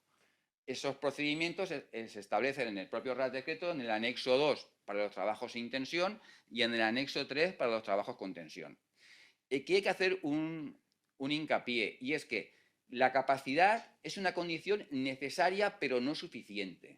Yo, por ejemplo, tengo la capacidad, pero no soy trabajador autorizado, porque mi empresa no me ha autorizado. Por lo tanto, yo no puedo quitar tensión ni reponer tensión, porque no he sido autorizado previamente por el empresario para realizarlo. Luego tengo la capacidad, pero no soy trabajador autorizado, ¿vale? Y luego tendríamos el trabajador cualificado, que es una más, ¿eh? Este tiene una mayor formación. Se le pide que, aparte de ser trabajador autorizado y por lo tanto tenga conocimientos respecto al Real Decreto, a los dos anexos, el 2 y el 3, de trabajos con tensión y trabajos sin tensión, que además tenga una titulación técnica que como mínimo debe de ser una formación profesional de grado medio en especialidad relacionada con el mantenimiento de vehículos o similar. O bien, porque así lo establece el propio Real Decreto, una experiencia profesional mínima de 2 años en trabajos similares. ¿Y por qué distingue? Porque, claro, distingue porque esos tienen la capacidad para realizar trabajos distintos. El trabajador autorizado, y esta tabla está sacada de la guía técnica del Real Decreto, como ustedes saben, los Reales de Decreto que emanan de la Ley de Prevención de Riesgos Laborales tienen prácticamente todos una guía técnica elaborada por el Instituto Nacional de Seguridad y Salud en el Trabajo, ¿vale? Y está en los comentarios de la guía de la técnica al artículo 5, tienen esta tabla, que es la que utilizamos todos los técnicos de prevención, donde las operaciones en baja tensión, para suprimir y reponer la tensión, se requiere un trabajador autorizado. Por lo menos una persona que tenga estos conocimientos y tenga esta autorización podrá suprimir y reponer la tensión, que ahora veremos esto cómo se hace, cómo se suprime y se quita la tensión. Y para ejecutar el trabajo, como ya es un trabajo sin riesgo eléctrico, porque ha habido una persona que ha quitado tensión, ya lo puede ejecutar cualquier trabajador. En cambio, los trabajos en tensión necesariamente los tiene que realizar un trabajador cualificado, bajo un procedimiento ya establecido y ensayado. Aquí cobra mucha importancia el manual del equipo, el manual del vehículo, donde nos dirá, el libro de taller, donde nos dirá los procedimientos que hay que utilizar para hacer la reparación del vehículo. Y he puesto esta transparencia porque hay un concepto muy claro, que es el de la distancia de peligro o zona de trabajo en tensión. Porque en baja tensión, y estamos hablando de tensiones inferiores a 1000 voltios, las de las baterías, uno normalmente tiene la idea de que trabajar en tensión es cuando uno va a tocar el elemento en tensión, el borde de la batería o lo que sea. Pero no solamente es eso, trabajar en tensión. La norma, el Real Decreto establece que el elemento en tensión, ese borne que es accesible, genera una esfera, en este caso de radio 50 centímetros, que si yo tengo la posibilidad de acceder a esa esfera, aunque no toque el elemento en tensión, no hay contacto, pero puedo acceder a esa esfera, eso es trabajo en tensión. Y por lo tanto tendré que aplicar el anexo 3 y los EPIs adecuados. de que no solamente es tocar el elemento en tensión, sino que estar trabajando a una distancia inferior a 50 centímetros se considera trabajo en tensión. ¿Vale? Trabajos que, por cierto, quiero recalcar también, sobre todo para los talleres de automoción, no lo pueden realizar trabajadores de empresas de trabajo temporal, porque el convenio del sector metal así lo dice. Creo que es el anexo 9, que es el que dice qué tipo de trabajos pueden realizar trabajadores de ETT, y estos trabajos no los pueden hacer. No pueden ser ni trabajador autorizado ni trabajador cualificado. Bien, la Asociación Empresarial para el Desarrollo e Impulsión de la Movilidad Eléctrica establece, y me ha parecido coherente esta clasificación de 3 tipos de trabajo. Un trabajo tipo 1, donde son operaciones en las que no se va a manipular el sistema eléctrico, el sistema de tracción, pues un cambio de neumáticos, pastillas de freno, cambios de aceite, amortiguadores. Y luego tiene 2 tipos de trabajo, tipo 2 y tipo 3, en los que sí que habrá que hacer esta intervención. Bueno, pues para los trabajos tipo 1 habrá que quitar tensión en la batería. Y esa desconexión de la tensión solo la puede hacer un trabajador autorizado, que es el que debe de suprimir la tensión. Luego, por lo menos tendrá que haber una persona en el taller o en la fábrica que esté autorizado por el empresario, porque tiene esos conocimientos para poder quitar tensión. Y ese quitar tensión consiste en desconectar completamente la alimentación y los circuitos auxiliares. Y cuando haga esta operación, deberé de llevar los EPIs adecuados, evidentemente. Porque aún no he garantizado que no hay tensión, que está el circuito libre de tensión, luego tendré que utilizar los EPIs. Es conveniente que el vehículo debe de estar parado o elevado, de tal manera que las ruedas no giren, porque saben que al girar las ruedas se puede generar tensión, luego debe de estar estacionado.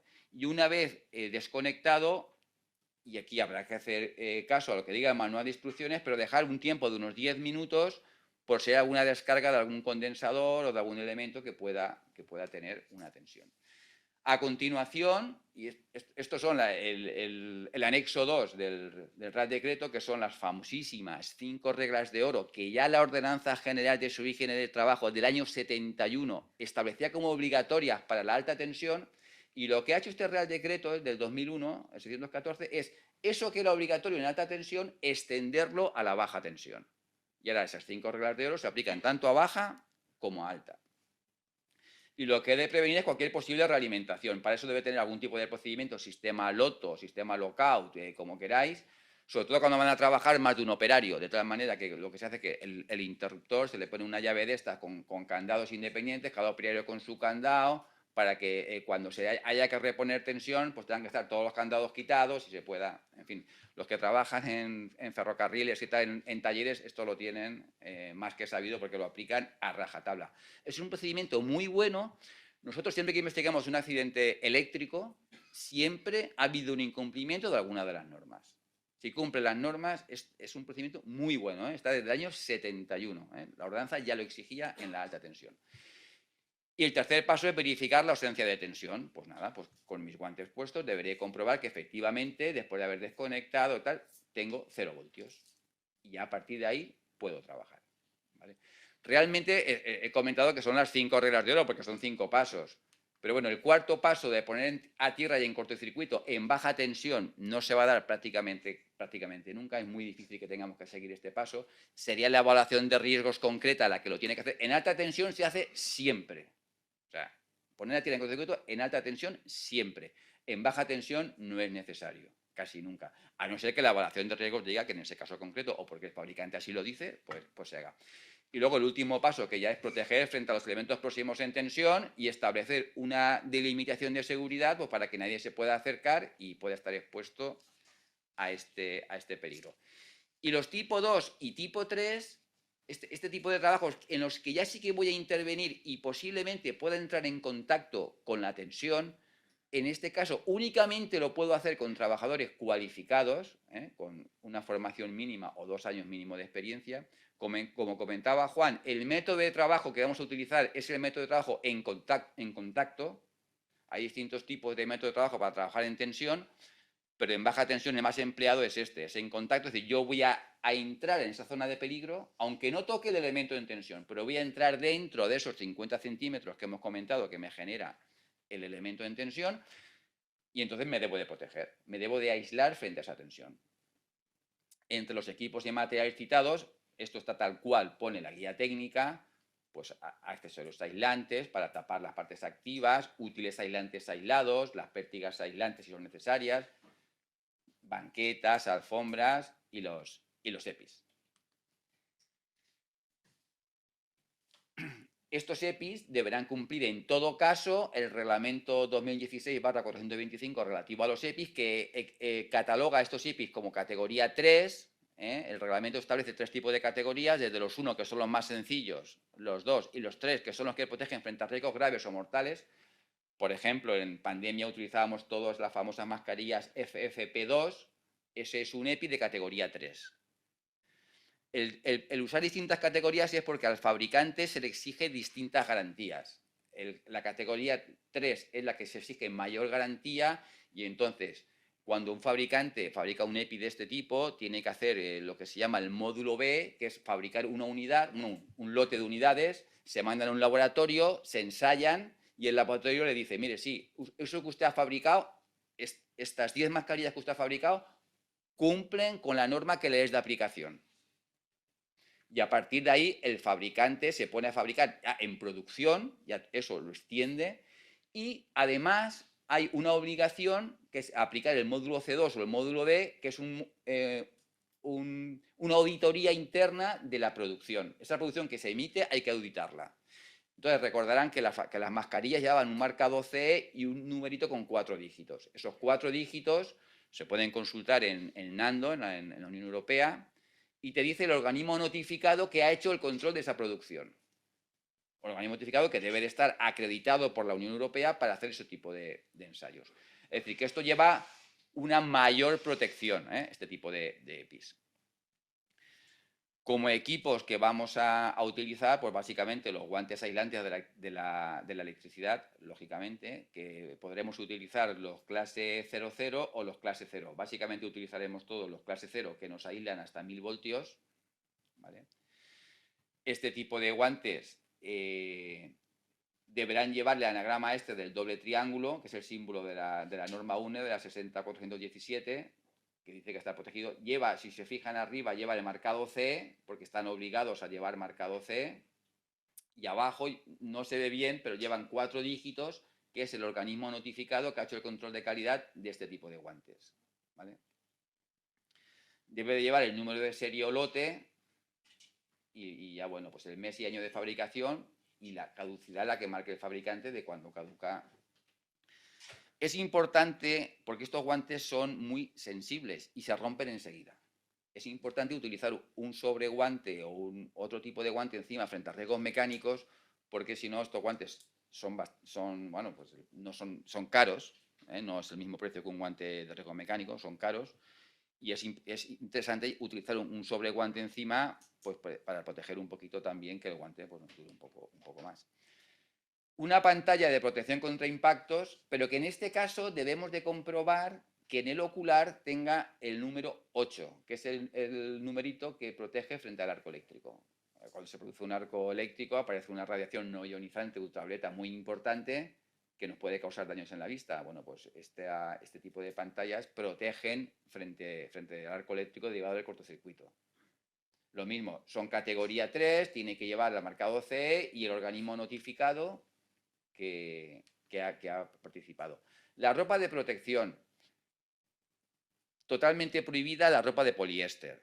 Tiene que ser ropa mínimo de algodón y a ser posible que cumpla la normativa que os he puesto ahí. ¿Por qué? Porque si hay un incendio, un cortocircuito, y el poliéster arde enseguida. Tiene que ser una ropa que aguante un poquito esa resistencia al fuego. Por supuesto, no se debe de llevar ningún elemento conductor, ya sean colgantes, relojes, anillos, todo eso cuando se manipula, todo esto, no se puede utilizar nada. Las herramientas, que aunque no son EPI, deben estar aisladas a la tensión mínima de 1000 voltios. Hay herramientas para poder trabajar de todo tipo. llaves inglesas, alicates, hay de todo. Y luego es conveniente tener una pértiga de salvamento, que dentro del plan de emergencia que pueda tener el taller, una pértiga en el que si una persona ha entrado en contacto con la energía eléctrica y está sufriendo una electrocución, pues rápidamente podamos separarla sin exponer a más personas a ese riesgo eléctrico. ¿Vale? Por supuesto que para ser trabajador autorizado o cualificado, y esto no ya porque lo diga el 614, sino porque lo dice la Ley de Prevención de Riesgos Laborales en el artículo 20, en las medidas de emergencia, debe de haber personal con formación en primeros auxilios, personal que sepa hacer RCP, básicamente porque ante un contacto eléctrico lo peor que nos pueda pasar sería la fibrilación ventricular y haciendo RCP podemos recuperar a esa persona. Luego es fundamental que haya gente en el taller o gente en las proximidades que sepa hacer esta RCP y nos pueda asistir, hacer una primera asistencia para luego ya llamar a... Y bueno, yo creo que he intentado ajustarme a mi esto. Tienen ustedes en el Invasat, y esto es un poquito de publicidad institucional que me permite que haga, hay una línea 900, no ha salido mucho, hay un teléfono, una línea 900 de teléfono, porque estamos obligados así por la ley de procedimiento administrativo, donde respondemos a cualquier consulta o duda que haya en materia de prevención de riesgos laborales. Pueden llamar al teléfono gratuito, esta línea 900 de consultas, o nos pueden enviar un correo electrónico al Invasat y presentar su duda y nosotros pues respondemos todas. No digo que vamos a responder en una semana, pero todas las que se plantean se responden, porque si no sabemos pues ya nos buscamos la vida para poder contestar. Y nada, esto era todo, Miguel. Muchas gracias. Pues nada, muchas gracias, Ángel. Y ahora pues hay un turno de ruegos y preguntas. Pues, hola. Hola. Sí. Hola. Bueno, buenas tardes ya. Enhorabuena a todos por la exposición, ¿vale? Bastante completa. Dos tipos de riesgo, por lo que se ven. Uno es el incendio, el otro es por contacto eléctrico, ¿vale? El primero que me preocupa es el de contacto eléctrico, ¿vale? En lo que es a las personas. Yo, en mi caso particular, soy responsable de una flota, que hay vehículos eléctricos, con un personal mecánico y viene esa transformación. Tengo todo, formación PRL, pértigas, guantes, tal, pero el paso de autorizado a cualificado no lo terminamos de encontrar, ¿vale? Ha definido que tiene que tener una formación o una formación específica, no se especifica cuál, o una formación o una experiencia de 2 años. Evidentemente, si no he dejado antes que desconecte, esa experiencia no se va a adquirir nunca. Entonces, pues ahí está, ese pasito, ¿vale? Porque son automoción, son especialistas en automoción, no son especialistas en electricidad, que no permite ese avance. Entonces, esa formación específica podría un poquito más aclararse sobre qué es o de dónde la podemos sacar. Pues en principio la guía no desarrolla nada más. Lo que te dice es que tenga una formación mínima de 2 años. 2 años es un grado, en la actualidad antiguamente era un técnico auxiliar, ahora es un grado medio. Ahora los ciclos de formación profesional están en grado medio, grado superior. Entendemos que con un grado medio en el que entendemos también que se le da una formación básica en riesgos eléctricos, una formación básica dentro de su formación como automoción, tienen su parte de electricidad. Eso se le une a la formación en el Real Decreto, en los procedimientos, tanto de trabajar sin tensión como trabajar con tensión. Eso se une y en un principio ese trabajador es cualificado. Sí que es cierto que yo, bueno, pues que yo apuesto un poco también por la experiencia laboral, es decir, no cojamos a un chaval que acaba de terminar 17, 18 años y lo ponemos allí a trabajar, bueno, pues tendrá que apoyarse en los oficiales de primera que tengáis y que puedan apostar desde su experiencia. Y el tema de la experiencia es que no está regulado, no hay regulación sobre eso. con que tenga una experiencia de 2 años en trabajos, lo que dices en trabajos similares. Pues claro, el problema de esto es que no hay trabajos similares, porque esto se empieza ahora. Es lo que hay. Es que hasta que no se regule o el propio instituto nos diga, pues este es el camino a seguir. Pero bueno, en un principio con un grado medio sería suficiente, entendemos que es porque recuerda que lo que dice el Real Decreto es formación profesional o universitaria. Claro, no vamos a pedir una ingeniería industrial para trabajar reparando unos. Entendemos que con un grado medio sería suficiente y la experiencia, bueno, pues que el señor sepa.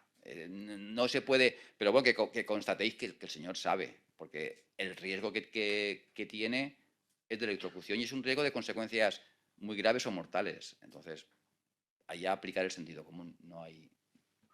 Vale, gracias. Vale, doy paso a una tenía- pregunta que tenemos, a preguntas. Tenía una del segunda chat. pregunta, si no le importa, por favor. Vale, la segunda es para el señor Juan, ¿vale?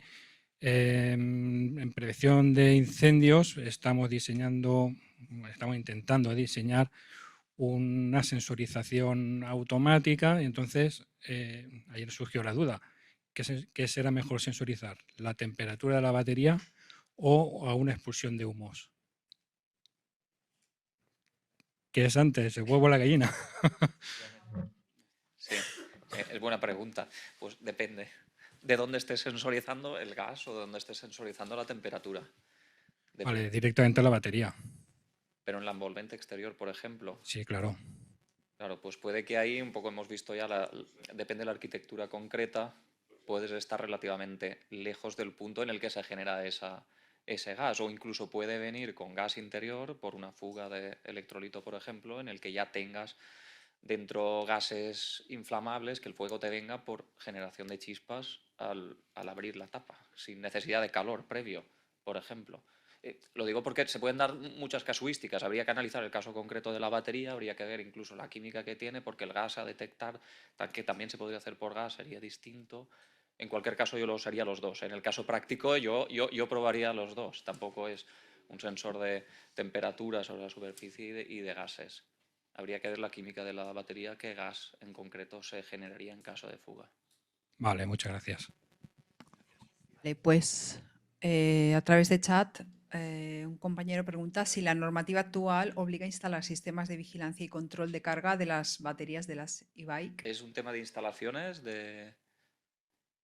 Específica.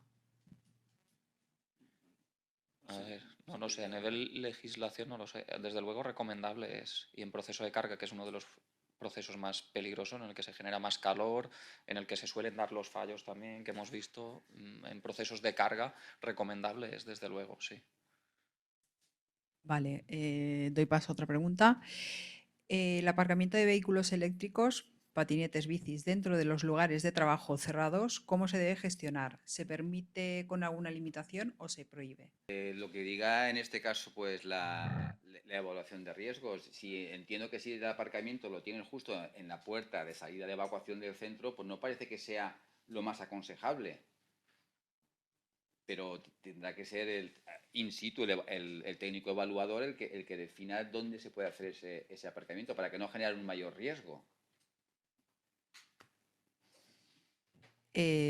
Damos paso a otra pregunta. ¿Un coche o varios de carga en un garaje de sótano emiten gases tóxicos, ondas o campos electromagnéticos perjudiciales? A ver, las baterías de litio en principio las celdas son elementos estancos y no se genera gas. Es decir, el venteo solo sucede cuando empieza una situación de thermal runaway o por mucha degradación también se genera el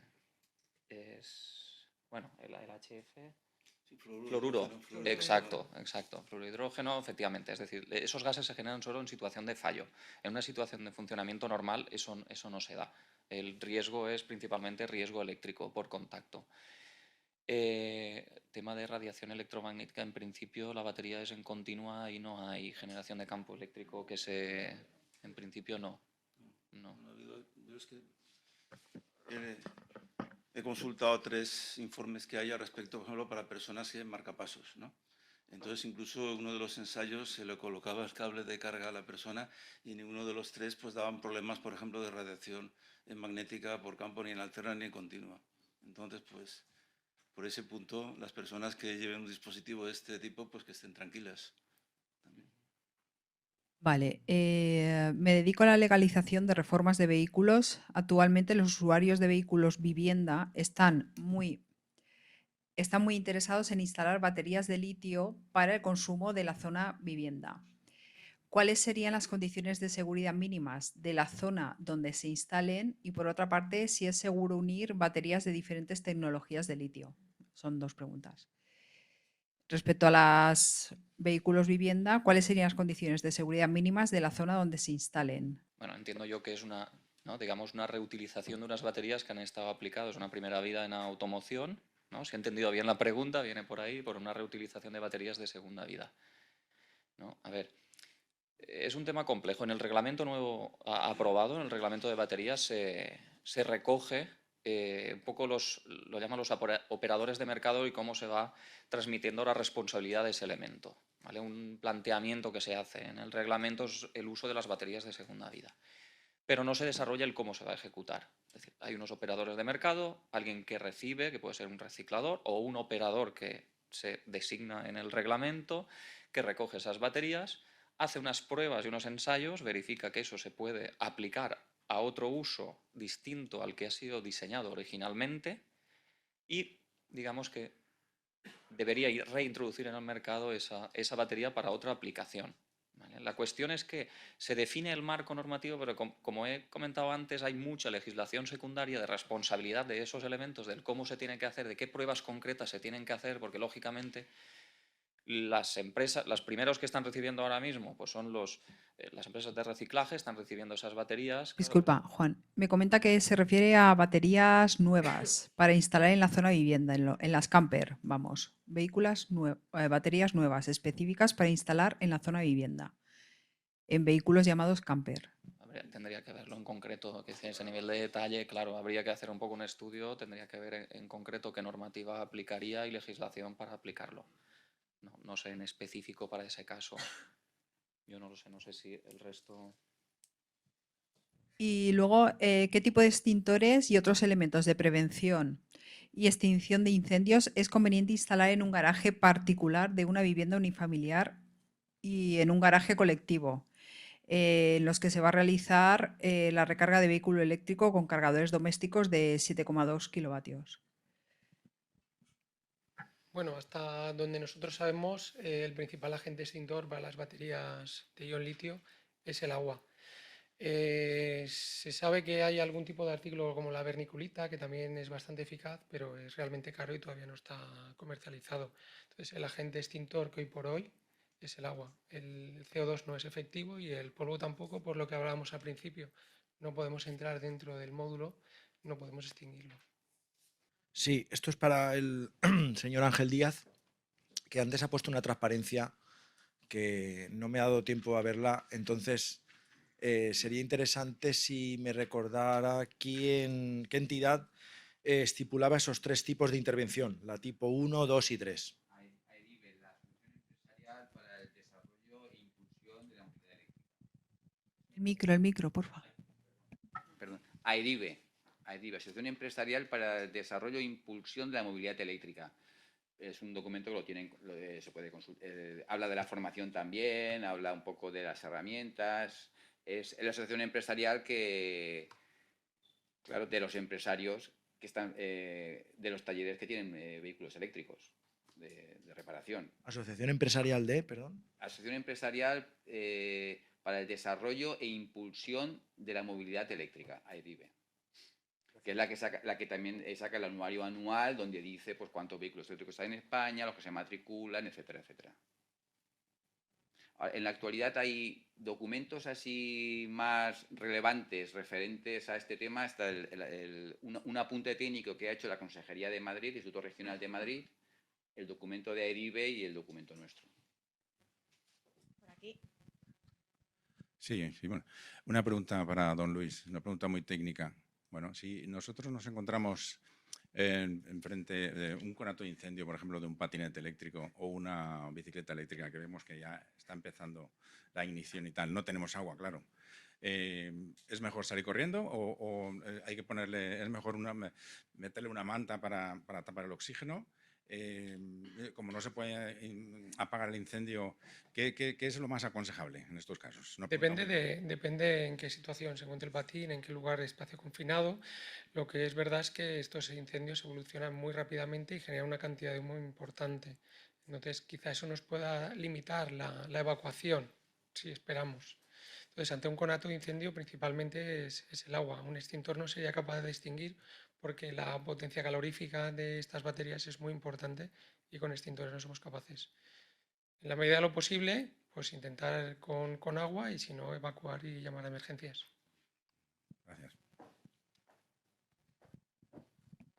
Hola, muy buenas. Una pregunta. Entonces, en el caso de una vivienda en la que yo tenga almacenamiento de energía solar fotovoltaica y lo pueda tener ubicado en una zona, de una sala de máquinas, ¿sería interesante poner una pequeña instalación de rociadores para que extinguieran, en el caso de incendio, una carga de batería? En ese caso se refiere a fotovoltaicas. Sí, fotovoltaica. ¿Verdad? Sí, pues ese almacenamiento hasta el día de hoy cumple unas reglamentaciones bastante importantes. Sí. Como has visto en la presentación, son de bajo riesgo Ujú. y seguramente no seríamos capaces de extinguirlo porque hablamos, la relación de extinción va relacionada con la potencia calorífica del incendio, pero sería capaz de contenerlo. Vale. De contenerlo. Vale. Es que cada vez es más habitual el hacer instalaciones de estas características y claro, el riesgo ya es un poquito preocupante. Muy bien, gracias. Más de detección, más que de extinción. Sí. Bueno, pues si no hay más preguntas, Berta, ¿quieres? Ah. No he dicho nada, no, que va. Ya está. Perdón, no.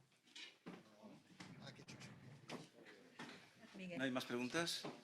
Bueno, pues para finalizar la jornada, había una pregunta.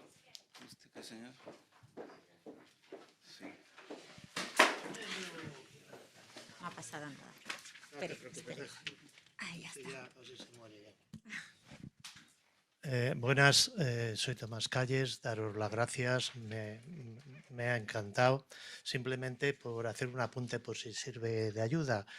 Hay un reglamento alemán, no estamos en Alemania, específico para los automóviles, que es el TGUV, el 209-093, que lo podéis descargar, traducirlo, porque posiblemente a la larga tendrá que ver bastante con él.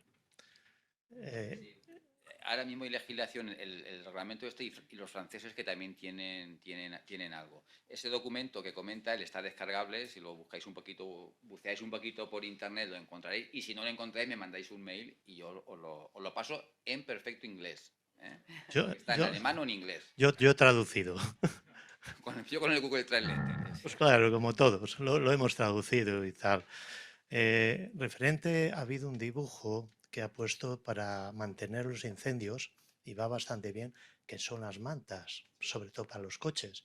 Entonces, a lo mejor, si tienes una manta de esas, por lo menos te va a evitar que se propague un poco más y te lo retiene. No hace milagros, pero ayuda mucho. Debe ser una manta específica. Sí, digo, es la que ha salido, la ha utilizado. Tiene un problema añadido, que cuando eso se realiza en espacios confinados, como hemos visto antes, los gases de la batería son gases muy inflamables. Entran muy rápidamente en rango de inflamación. Entonces, en el momento que nosotros llegamos y podemos destapar el vehículo, podemos generar una deflagración importante de esos gases de la combustión de la batería. Como hemos dicho antes, son gases inflamables, bastante inflamables. Es hidrógeno y tiene un rango de inflamabilidad muy amplio. Correcto. Nosotros la utilizamos, pero con muchas precauciones, porque todos estos elementos que salen como nuevos medios de extinción hay que tratarlo todo con mucho cuidado, porque no es todo tal cual vemos en las especificaciones. De hecho, tapar con una manta ignífuga de estas características se necesitan para taparlo como corresponde 4 personas. Y aparte de todo eso, la propia convección del incendio te levanta la manta y hace que se sigan evacuando los gases por debajo y se siga alimentando. Como hemos dicho antes, estos tipos de incendios no necesitan oxígeno para seguir alimentándose. O sea, realmente lo que quedan es latentes. No acaban bajamos la temperatura, pero no los extinguimos. Es una reacción química. Sí. No simplemente es porque como Sí, sí, había sí, es sacado muy un práctica. dibujo, Hay es algunos talleres que los fundamental. tienen, pero hay que utilizarlo sabiendo a qué nos arriesgamos. Yo Cuando ese tipo justamente de mantas, eso retrasa la evacuación y puede generar más peligro que otra cosa. Ujú. Yo ayer mismo he estado reparando yo una batería. Llevo bastante tiempo reparando baterías de autos y lo que sí aconsejamos, y me encantaría que vaya adelante en lo que yo le pueda ayudar, hasta que tengan un desfibrilador en los talleres. Eso ayuda mucho cuando hay un salto. Y muchísimas gracias, lo he dicho al principio, simplemente era por apuntar por si servía de ayuda. Yo como ingeniero tengo una duda, porque desde pequeño siempre me han enseñado que la electricidad y el agua no se llevan muy bien. Y sin embargo aquí se está hablando de pagar una batería que al final es un cargador eléctrico con agua. Entonces, aparte de la broma, yo como usuario de las baterías en los móviles, de baterías en un taladro, de una moto eléctrica, de un patinete eléctrico, o sea, yo veo un pequeño incendio y tras esto salgo a correr, porque no sé muy bien cómo, qué tengo que actuar, ¿no? Más allá de un accidente en el coche que se pueda prender fuego, que eso ya es mucho más grande, pero a nivel doméstico, ¿qué es lo que tengo que hacer si veo un conato de incendio por causa de una batería? Bueno, pues en un principio, como hemos dicho, al final el único agente extintor que hoy por hoy tenemos para hacer frente al incendio de las baterías es el agua. Y la reacción se produce, igual Juan me corrige, pero hasta nosotros sabemos, hay diferentes tipos de litio y algunos que no reaccionan. Concretamente hay baterías que son únicamente litio, que sí que reaccionan con el agua, pero las de ion litio que van en vehículos no reaccionan con el agua. De hecho, nosotros introducimos, hay una diapositiva, nosotros tenemos un elemento que es una piqueta que clavamos directamente en el módulo para poder llegar al corazón de la batería, porque si no, nos es imposible. A través de la protección IP lanzamos agua, y es como si al final estuviéramos realizando una extinción de una cocina lanzando únicamente agua sobre el tejado. O sea, no conseguimos prácticamente nada más que contenerlo. Entonces, nuestra mayor intención siempre es llegar al pack, extinguir el habitáculo y poder llegar lo antes posible al pack de la batería para evitar que esos módulos se vayan propagando. Agua.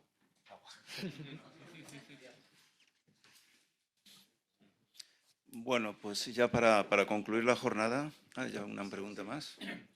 Federico. Buenos días, soy Federico Saez.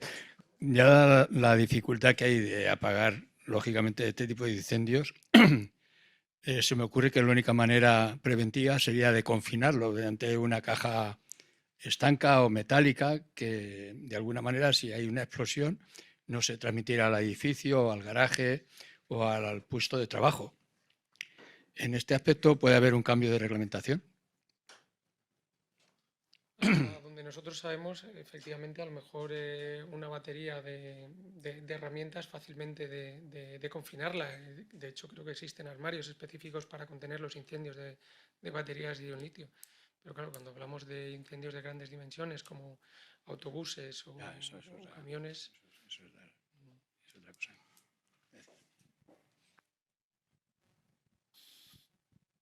¿Ya no hay más preguntas? Bueno, si no, luego mientras estemos tomando algo, pues también puede contestarnos. Bueno, pues para acabar la jornada, las conclusiones corren a cargo de Berta. Berta Sánchez es compañera también ingeniera técnica y es compañera de la Comisión de Prevención de Riesgos Laborales, que también ha colaborado en la organización de esta jornada. Entonces, pues Berta, cuando quieras. Bien, gracias, Miguel. Bueno, me toca hacer un poco un resumen de todo lo que se ha abordado, que ya ha sido difícil en sí mismo sintetizar tanta información en estas 2 horas.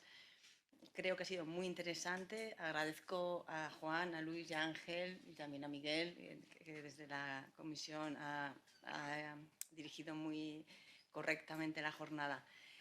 Creo que queda claro que es importante seguir avanzando en la investigación, en la tecnología de lo que es el tema del vehículo eléctrico.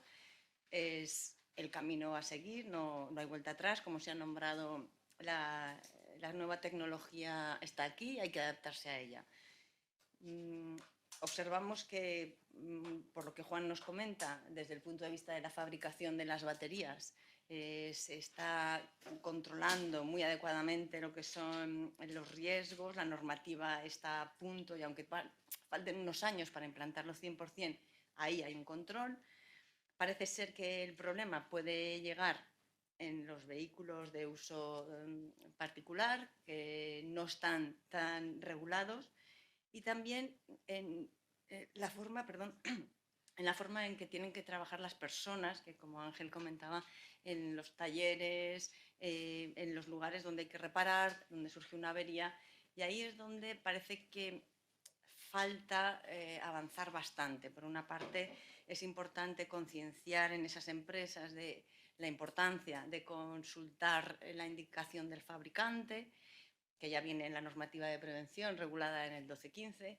Es importante concienciar sobre esta formación y las figuras que el Real Decreto 614 establece y que hay que, como ha habido una consulta por ahí muy importante, llegar a ello y trasladarlo en todos los centros de trabajo.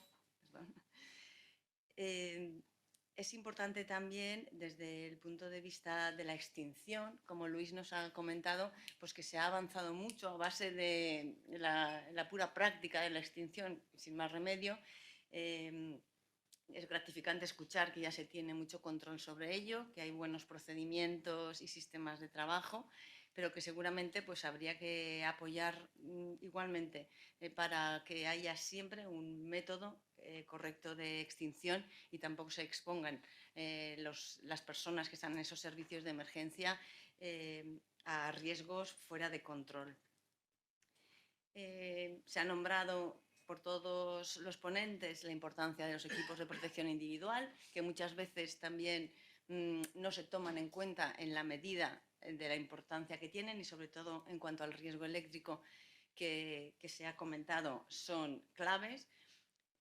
Hemos aprendido también que no hay alta tensión, que la alta tensión en los vehículos, en las baterías no existe, aunque se nombra y se oye en los talleres hablar de que se trabaja en alta tensión, según el reglamento no es alta tensión.